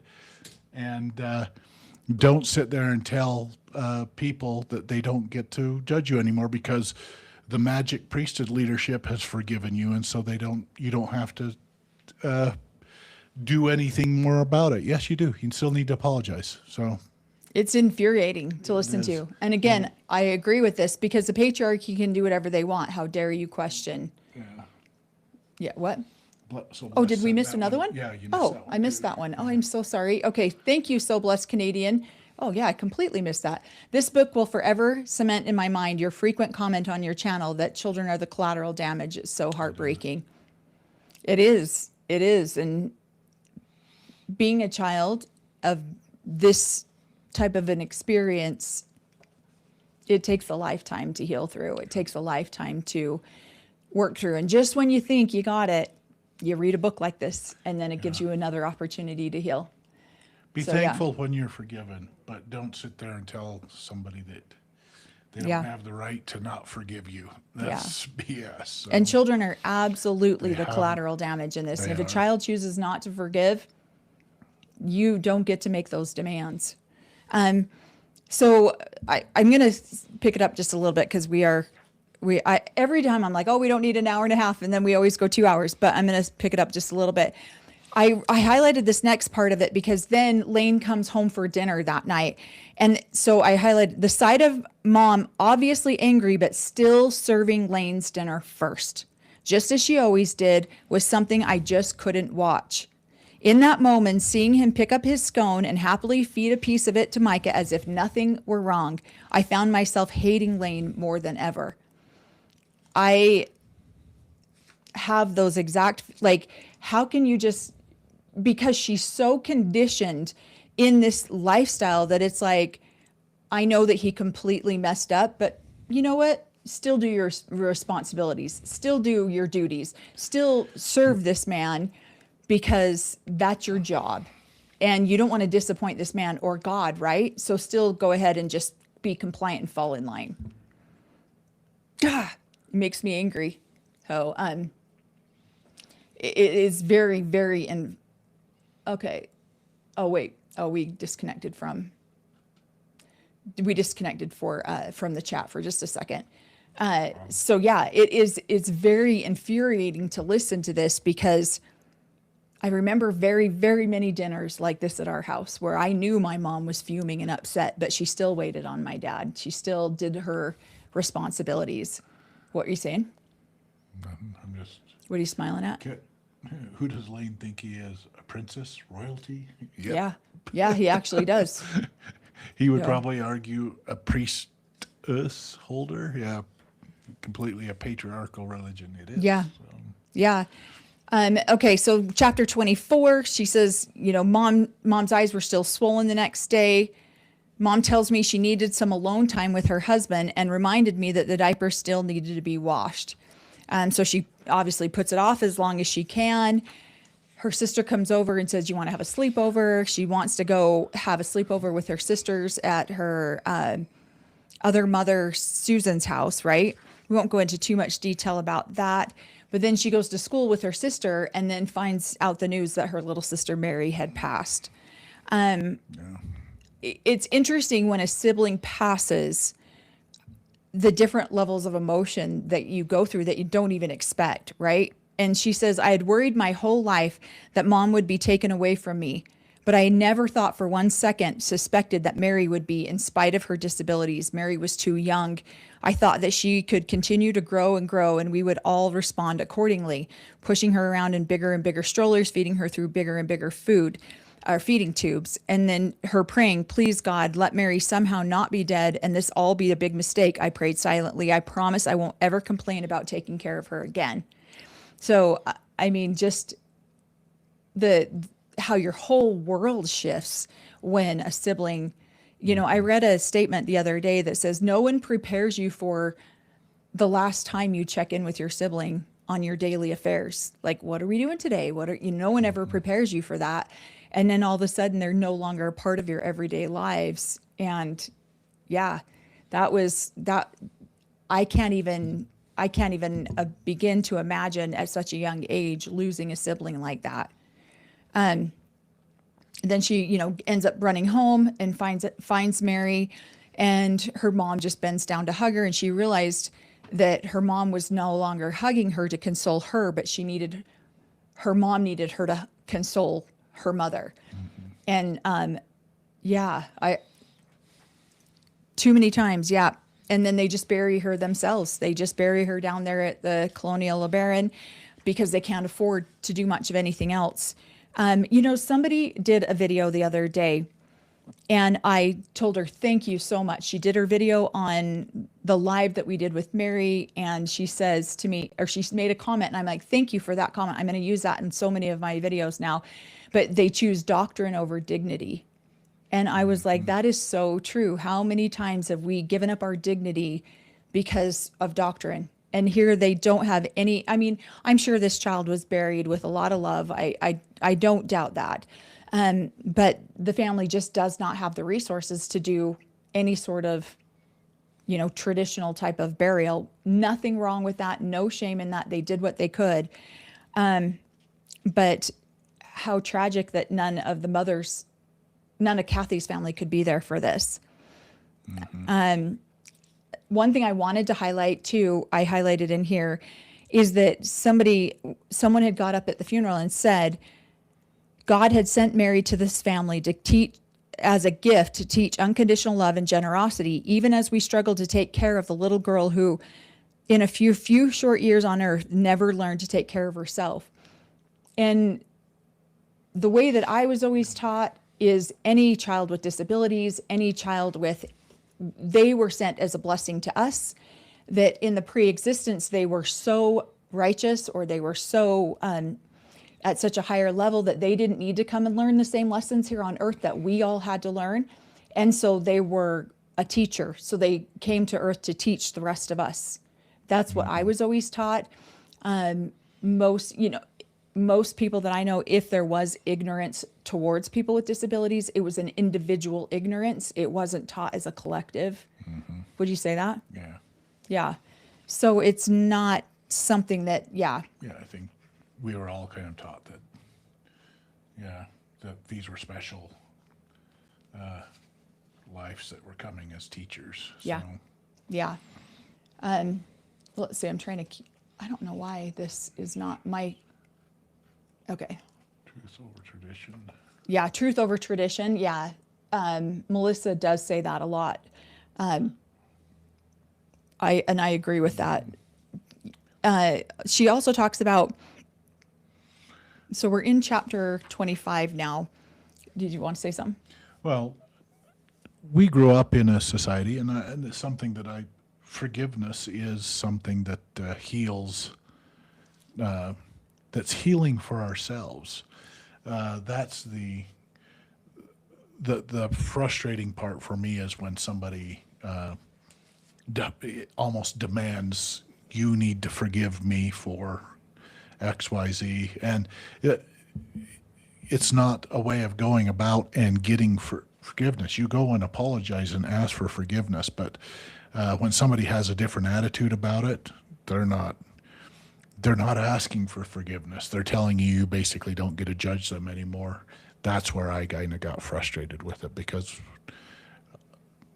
I have asked for forgiveness. I ask for forgiveness to anybody that I've hurt, but I've also given forgiveness for my own sanity. And just because I ask for forgiveness doesn't mean there's certain people in my life that have to forgive me. Mm-hmm. They have to go through that process themselves. Yes, asking for forgiveness is a great first step, but they have to go through the process of forgiveness and things like that. So to have somebody step up and just because some leadership in some little town down here forgave them, that you can't judge them anymore, absolutely, that infuriated me to the thing. So yeah, forgiveness itself is a good thing. I feel like some people have just bastardized it. So right. Some of the teachings. So. Right. So she talks about going back to the States after Mary's passing. Because her mom's about to have another baby, and I highlighted this because this was my life to a T. When a new baby entered our home, protocol dictated that the baby who no longer needed to be nursed and burped was handed off to me. So Micah became my new responsibility, and thus began my love affair with my youngest brother. And that was very, very much the case. I literally I didn't even go out on dates. Well, we weren't allowed to date, but I literally didn't go out like that without having a baby at my hip. So I highlighted that because I absolutely related to that exactly. And that happened. I don't even remember ever going out with my ex-husband at all without taking one of the babies with me. Then she watched her mom again lie to social services again, saying, and how hard would this be for a young woman? You're watching your mother that you idolize, that you look up to, and you're watching her lie to a state worker saying, I don't know who the baby's father is. I've been with multiple men. I don't know who they are. Like, how on earth, when you're as a woman, knowing that your children are watching you do this? Yeah. Well, where you're being taught that you're living this most holy principle, and that's the reason you're doing it, and you're with this man of God to do it. But to get state assistance, you have to lie to him and play the part of the loose Jezebel that you in the story, you or your community despises, but you have to play that part so that the U.S. government will give you a check. Because if it comes out that you're having multiple kids with the same man over, now he's responsible for some of that too. So, and you don't want him to have to be responsible. So you tell this little white lie and play the part of somebody that you would judge for within the community. Right. And it's justifiable because, again, like Celia says right here, they're outsiders. They don't get the same level of respect that somebody who is doing God's work would be. If they're outsiders into the world, they're Gentiles. They're of the world. They don't deserve that. So her mom ends up getting off probation at this point, and I highlighted this whole paragraph. Being off probation emboldened mom. She demonstrated a new confidence, which had its downsides. As I learned a few weeks later, we're moving back to LeBaron, and this time for good. We don't need doctors for Mary anymore. The government is not going to control me. I don't want to be living in Babylon when it collapses. She shook her head. It'll be good for you kids to be near your dad. At the end of this chapter, it says, we'd been in LeBaron less than a week, and we would be back in Babylon before the month was out. Yeah, unfortunately, you do get a lot of radicalism in, obviously, I mean, too big of government is not a good thing either. But at the same time, when you're little and you feel like that's your only safety net is the government coming in and telling your parents what they have to do. Like, how tragic is that? Well, this is something, how many fear-based stories were we told about everybody outside of the community, the government, the other churches, other communities?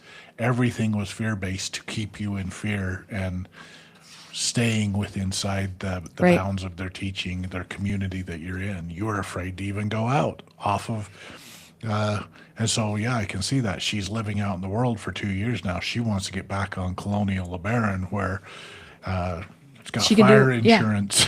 So, fire insurance means God. Yeah. So the community won't burn at the end of the world. Right.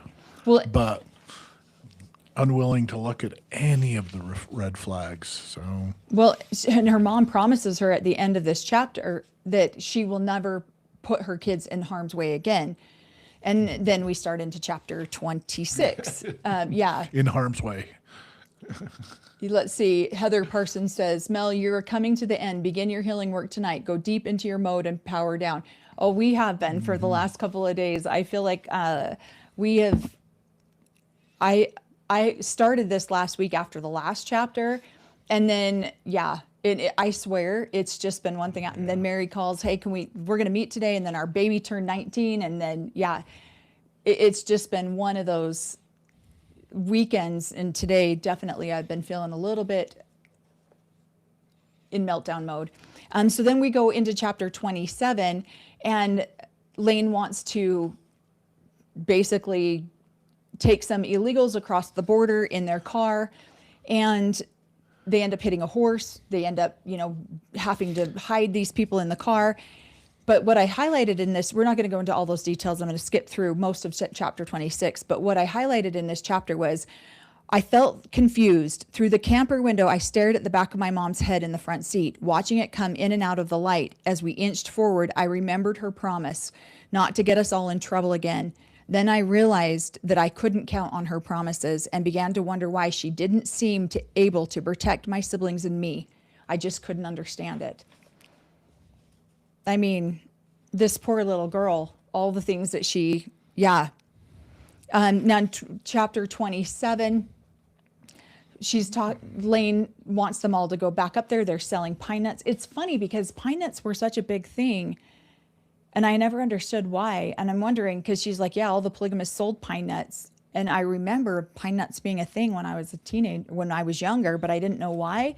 And I'm wondering if it has a lot to do with, because everyone sold them. But they get up there and they're trying to find a place to live. And I thought this was funny.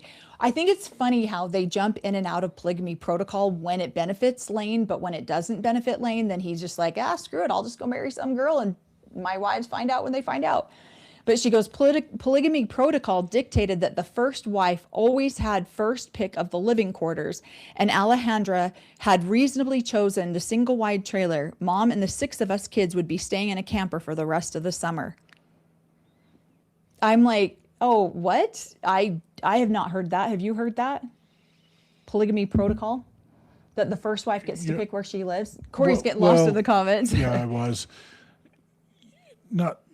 It was based off of, it was supposed to be based off of the needs. So, yes, as the first wife, what are your needs? Okay, your needs can have this, but if the second wife has more children, then they're going to need the bigger place. Yes, it was supposed to be kind of a balance, but usually the reason that there's that argument is usually because the first wife, a lot of times they married because of love. And so he was going to make sure she was taken care of first and then even out everything from there on. Right. So, and she says, I was 11 years old enough to realize that our situation was ridiculous and humiliating.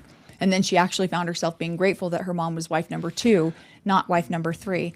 And I love that comment. Nothing's more safe than children selling things on the side of the road. Absolutely. Exactly. We're going to speed this up just a little bit because we're getting a little bit behind. Then Alejandra was the only one who had a full kitchen. So I highlighted this part too. The atmosphere why 3 women tried to prepare meals for all of their families in that tiny space at the same time was always tense. Waiting for dinner meant huddling among 3 sets of siblings, suffocating and sweltering in front of a TV, especially with 3 women cooking in a hot kitchen. I thought that was funny when I was like, you got to be kidding me. Instead of just preparing a meal for the entire family, these are not, the way she explains it in here, this is not a plural family. This is individual monogamy families.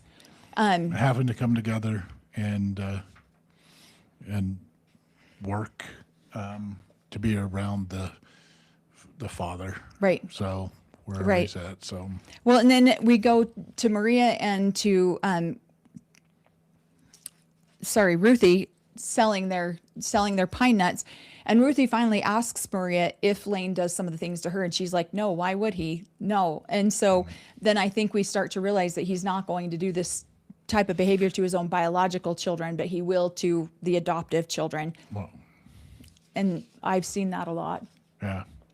Or hasn't, at least until this point. So yeah.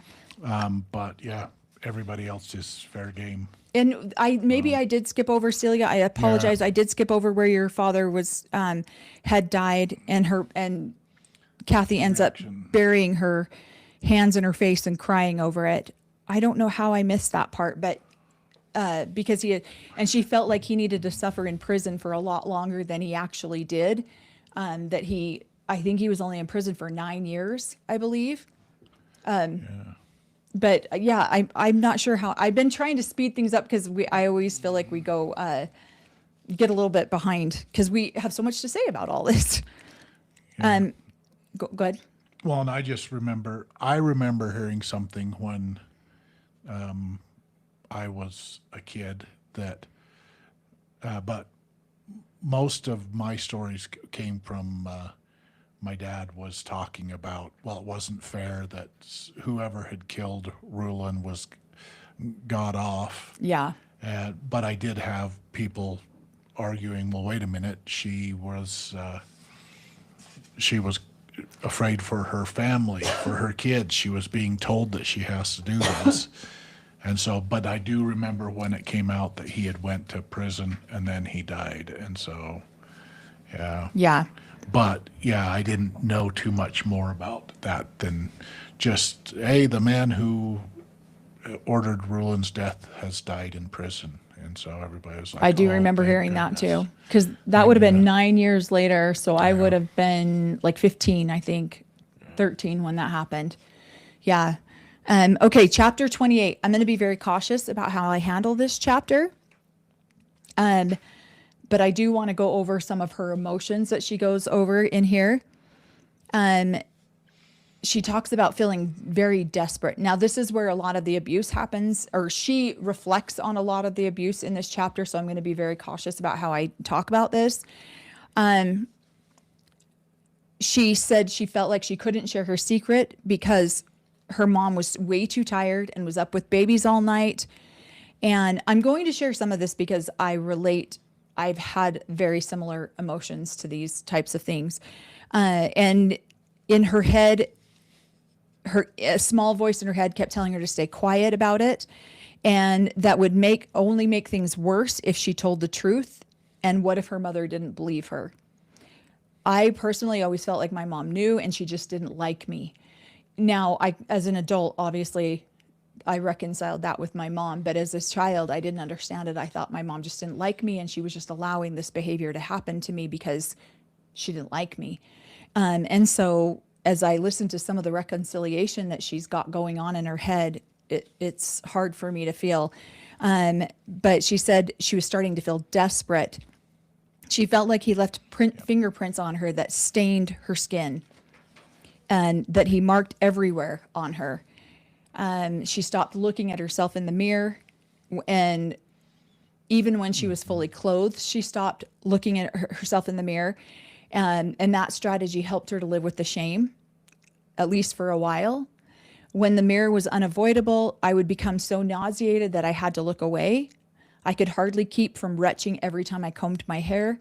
So vivid were the stains of my stepfather's desires. Yeah, I was told quite often, oh, you're so beautiful. I never believed it. I always struggled with that because I felt this. I avoided mirrors. I avoided cameras. I never wanted my picture taken because I never wanted other people to be able to see the shame that I felt like I carried around. And so I wanted to go over that chapter or that verse because I definitely feel a lot of that. She said she began to take refuge in a world of fantasies. And then she goes into a lot of unaliving tendencies, which we're not going to go through a lot of that. But I did want to read this one particular sentence. It says, I had goodness and virtue in me, but that was wrapped in a skin that was evil. Yeah. When I read that part, I was like, oh my gosh, I feel this way. If you're catching a comment, definitely, because I'm like focused on making sure I don't read the wrong thing in here. But just Allison says there's a special place in hell for men like those in this book. There absolutely is. Yeah. Yep. And so it's definitely, this was definitely a hard chapter for me to read through. She says, you can't, again, I've talked about this on my channel, how I've had a couple of unaliving attempts in my lifetime. And, but she says the afterlife, as explained to her in Sunday school by her mother, was run by men who had been polygamous on earth, men like her father and Lane. And then she puts in quote, as a man is, God once was, and as God is, man may become. The church elders would always remind them, women who had been faithful and loyal wives to their husbands would become goddesses, heavenly servants to the men who ruled over them. But no one had ever explained what would happen to girls like me. When I asked my mom what would happen to the girls of anyone who unalived themselves, she said that her soul was sealed to her father, and if she died before she was married, she would go to her father's kingdom, not to Lane's kingdom. I think we talked about that at the beginning of this book, where I was saying the way that we were taught it is that all of the children she has with Lane would belong to Joel. And maybe Celia can chime in on this too, if you guys were taught this same thing, because he didn't abandon his family. He didn't walk away from his family. He was taken from his family. And so Lane was just stepped into a position, but any children he had with Kathy would belong to Joel in the afterlife. Were you taught that too? Weren't we? Yeah, that's, it said it was going to be laid out or discussed in the, but yes, it was mostly taught that any children that he had from that second marriage would be Joel's, unless there was a special circumstance that that child was going to be in, had choice to be in his too. So, Well, and depending on his righteousness. right, exactly. And yeah. So Celia says the same thing. Lane's children would have been sealed to Joel. Yep. Because he was taken from the family. He didn't choose to abandon his family or leave his family. Any children, and the men going into these relationships know this. They should know this, that they are surrogate, I guess. I don't know what's the best way to call it. Surrogate parenting for this man who was And taken. responsible of taking care of the children here on the earth as needed. So, Yeah. Well, and so now, of course, Ruthie's not believing a lot of her mom, and she's like, this wasn't very comforting to me to have my mom say I belong in my father's kingdom. She said I'd already been born into my father's kingdom, but that hadn't protected me from slipping into another one, Lane's. How did I know the same thing wouldn't happen in the heavens? How would she not question that? And she said, I thought of spending all eternity with Satan terrified me almost as much as the prospects of spending it with my stepfather. Mm-hmm. And I remember my first attempt, I felt that way. I felt like anything has to be better than this. I can't go through this anymore. And so yeah, it was, I definitely understand her confusion, or definitely understand her. Yeah. Go ahead. What were you going to say? Okay, and then go ahead. Marie Baker, just Mel, you're breaking my heart. Oh, Hank. I know. Yeah, that's Definitely, this is a heavy subject, and I'm trying to be as gentle with it as I can, but I also feel like it should be talked about. I need Disney and ice cream. Yes. Yeah. Who said that last week? We need Disney and ice cream. I agree. So then she goes on to find out that her two other sisters, who are not biologically Lanes, are being abused too. And here's the part that infuriates and rages me, is then they all go to their mother, the two mothers, Susan and Kathy, and they tell them, and the first question out of Kathy's mouth is, are you sure? Mm-hmm. Yeah. And then they have to explain it. And it's interesting that the switch in her at this point of time, I feel like she felt like she could go to talk to her mom when she was younger. Yeah. It didn't pan out right. He's asked for forgiveness. He will not be doing this again. But there's some, and so she was able to, well, he is doing it again, but I'm not going to tell my mom because nothing's going to happen about it. But there's something at this point in time that switches in her where other people, she's taking this because maybe he isn't doing it to other people, but then all of a sudden he's doing this to other people, and something switches in her that she wants to get this taken care of now. Yep. So. Yep. Now we have to speak up. We have to say, up, and isn't that so tragic? It's like I'll bear this burden. I'll wear this cross. But the minute that we find out someone else is going through it, doing this to somebody else too. Right. And so the mother comes back and just said, and again, I want to have compassion for this mother and for Susan. They're both pregnant. I mean, your world just got ripped out from underneath you, but I can't relate. There's absolutely zero chance that I could relate to this at all, because I, as a mother, would completely go ballistic. But they're questioned again, are you sure you're not just saying this because you don't like him? When did all of this happen? Why didn't you bring it to us sooner? This line of questioning is exactly why we didn't bring it along, you know. Mm-hmm. And then she says she corroborated Sally's story in a tired voice, like a teacher who's told her students something 100 times. It's exhausting. And Sally said, we are embarrassed. We're afraid that you wouldn't believe us. But now that there's 3 of us.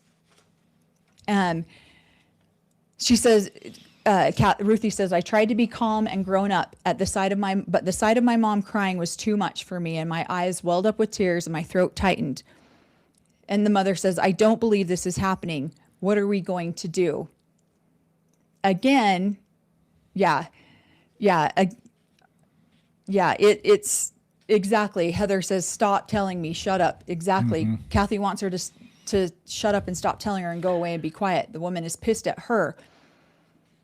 I feel this young woman's pain. I have had these very similar experiences. Then the mother goes and talks, both of the mothers go and talk to Lane. The mother comes back and says, we have spoken to him and I believe him. I know in my heart that he's ready to repent.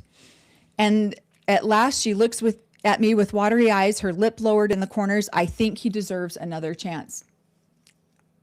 No, absolutely not. That's absolutely irredeemable in my mind.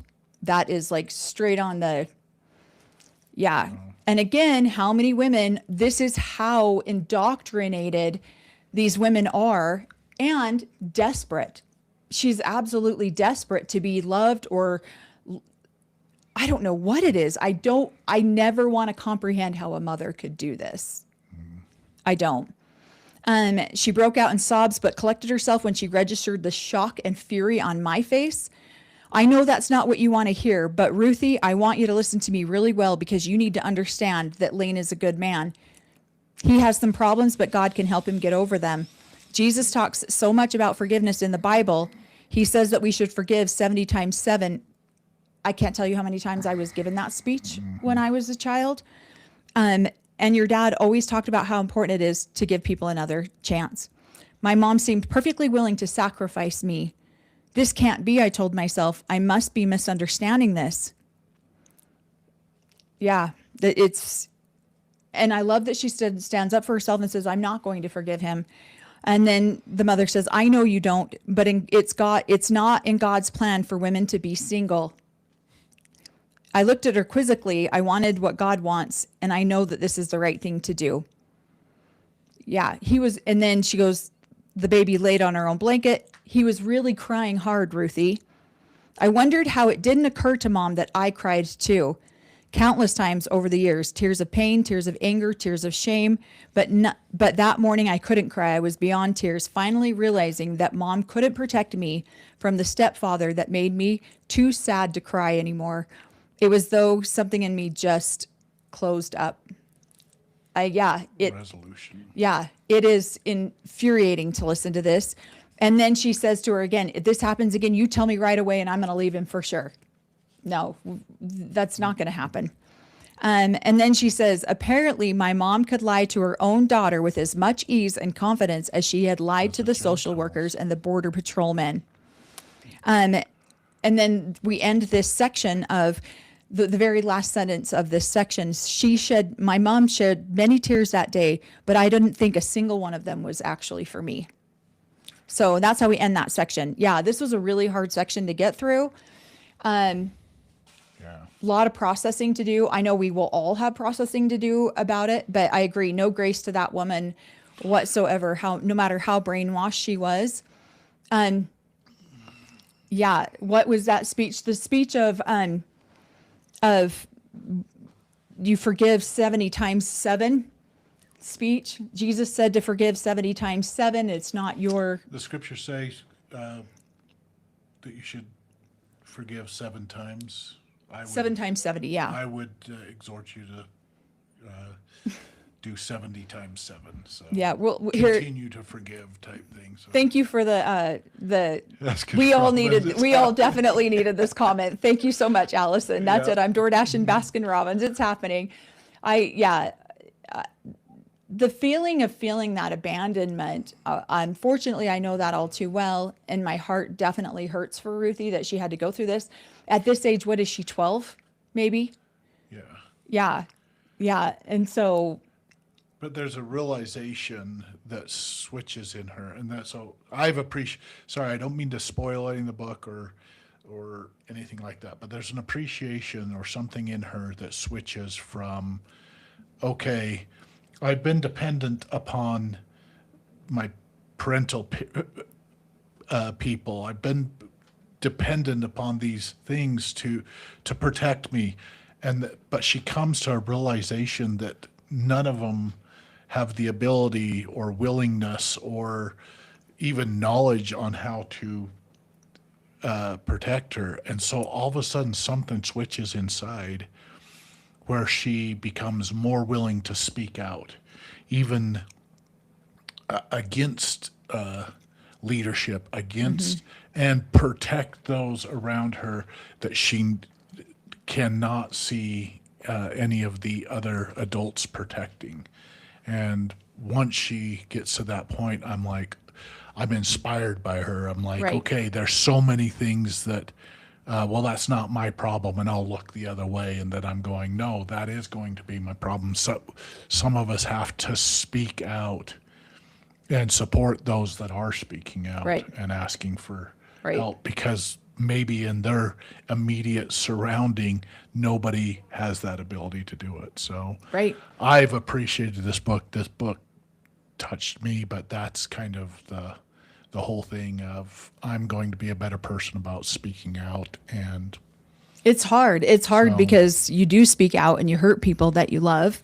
Yeah. This has been a journey for us to experience because we have hurt a lot of people that we did not intend to hurt. yeah, But telling our own story has, I feel like, again, it's one more experience where you're saying too much about me and you need to stop. You're exaggerating, you're over, just so your channel gets views. That's been hard to hear because that's not true. These are, a lot of the stuff that we share on here are our own. In fact, if anything, I have tempered what we have said on this channel because the truth is too brutal. So yeah, we were like, well, we can't fix anything in our past. The only thing we can fix is in our present. And so, yeah, I'm going to raise my children now that I'm an adult and that I have control over stuff. I'm going to try to raise my children differently, our environment differently, yeah, listen differently, do stuff like that. But then, even though I've focused on my little tiny world, I have got involved in the bigger world throughout time. right. My family that's still a part of it, where I have spoken out, and you alienate people in your life, and I feel bad for that. I want to have that connection with them, but I want to be able to say that some things that happened to us growing up were wrong. Yep. And that should not be a pattern in the next generation of children. So I'm okay with speaking out, and I hope those people that I've hurt by speaking out, they can forgive me someday for that. But some of the things that went on, that needs to end with this generation. Right. So, Right. And obviously our intent is not to hurt people that we know, but unfortunately I can relate to Ruthie's experience way too much. And I appreciate this holding out help. So now I can start making the announcements. That's why we promote holding out help. They've helped 4,000 women and children leave these types of communities. And their biggest fundraiser is coming up March 13th. And yeah, I get to be the master of ceremonies. So that will be fun. A little bit scary. I mean, it's one thing to talk to 200 or 300 of you guys, or, gosh, when we did our live with Mary, I think we got up to 1,900 people. That's one thing, because I'm just looking at myself in a camera. Yep. There'll be 300 or 400 people in this, at this fundraiser in March. And I'm really, really wanting to swallow some of that terrifiedness and get up there and help other people, because that is why we speak out on our channel, is for stories like Ruthie's, where how many young girls are out there right now that feel the same way, that are stuck in this, that don't know if their parents will believe them. They don't know how to get out of this. And so, so that's coming up March 13th. I'm very excited about that. I'm doing a live news report next week on it to promote it again.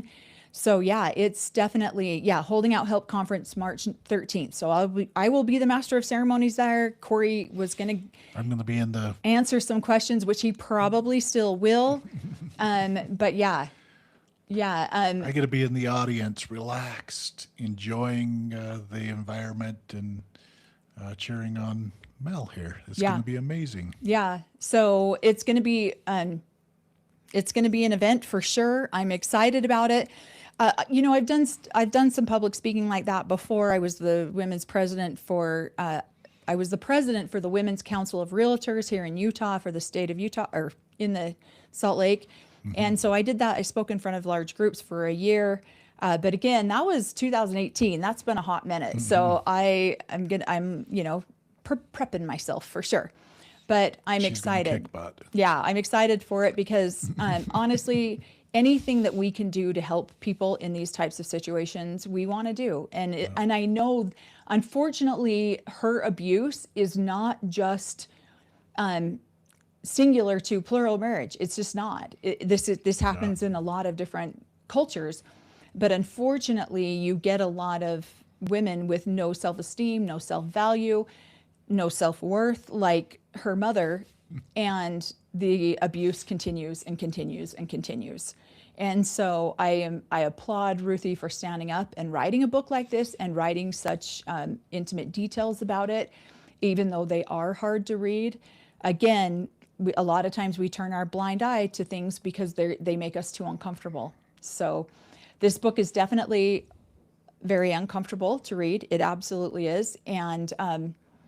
And yet I feel like it's coming up in a very timely manner in my life right now, in our lives, to go over it. So next week is our final week. That is when Ruthie will be here to answer some questions. We are going to skim over the last chapter of the book, and then answer most of the questions. But we're not going to go into as much detail in the last chapter as we have these other chapters, because we do want to hear from Ruth a lot more than you want to hear from us. So we will just touch on the highlights of the last section, and then we'll have the Q&A for her. So so thank you guys so much. Did you see any that you wanted to make sure we? Somebody said that they needed me to wear my honey suit because I'd be your arm candy. Oh my gosh, so ridiculous. I know, this man's head is so Candy stripe suit. So no, he will be, and honestly, he'll answer some questions too in the audience, because we'll do a Q&A at a later point. But thank you for confronting hard topics. Did you see Frema's account about Corey being your arm candy at the event? He just mentioned that. So it's definitely, this is another reason why we do encourage people to go to Holding Out Help, because there's just too many stories, unfortunately, like Ruth's. And really want to thank Celia for being on this live with us and answering so many questions in the chat. I really appreciate that, because I feel like you do confirm so much of the things that we're already talking about too. And I'll get together with you, and maybe we can work out a live where you can, what happens is we send you a link, and then we can be on the live together, unless of course you don't want to be on video, but we can always work out something like that. I would love to hear her point of view when her dad passed away. What she was thinking, things like that. So that would be a curiosity for me. So. Me too. So I would definitely love that. But everybody go eat a pint of ice cream and definitely take some deep breaths. Just definitely try not to get so wrapped up in so much of the heaviness. Awareness is one thing, and promoting awareness is one thing. Yeah. Getting absorbed and lost in the content is a whole different other experience. And so I feel like this is one that you can't help but be empathetic when you read the book, but don't get lost in the content, because that can get dark and that can get heavy. So make sure you take a couple deep breaths and be grateful that she's spreading awareness. And I think it's Well, all it in how we opens- consume the data. It opens up our eyes to be more kind and loving to those little people around you that might need a hug for long. That Disneyland idea of when a young kid comes in and gives you a hug, you let them let go. You don't know what they're going through. None Right. of us know what they're going through. So Right. That's so Walt Disney had a theory that whenever you hug a child, you never let go first as the adult. You let the child let go, because you never know what that child needs in that moment. And that is how we have tried to parent our kids with Disney hugs. because that's Yeah. when she said Disney movie and thing. Yeah, that's our idea on it, because how much Ruth appreciated those hugs from her Right. grandparents, Right. and they didn't realize at that point in time how much healing they were giving her by hugging her. So Yeah. Yep. So definitely take at least a minimum of 3 breaths. If you have deep, deep, deep belly breaths to kind of get rid of some of this heaviness. If you have the ability to go outside and put your bare feet on ground, I would recommend that you do that as well to reground yourself. If you have the ability to even take a few minutes out and meditate, I would recommend doing that with some healing tones if you have any of those available to you. There's so many different things you can do to recenter and ground yourself after such heavy topics. So they're definitely all the things that we're going to be doing. And Disney hugs are amazing. If you have nobody right now to do a Disney hug with, deep breaths, feet on the ground if you can. But everybody have a wonderful night. Thank you so much for joining us. If you didn't get a chance to catch our live with Mary, that was a very last minute surprise live. And she was so funny. We've been talking for weeks about doing a live together, and I kept saying, let's just do it on a video. But she insisted that we get together, because she's like, I haven't seen you for a long time, so let's just get together and make this happen. So if you haven't had a chance to check that out, that's on our YouTube channel as well. Feel free to go check. It was fun. It was like catching up with an old, catching up with an old friend. It was great. So everyone have a wonderful night, and we will see you guys here back.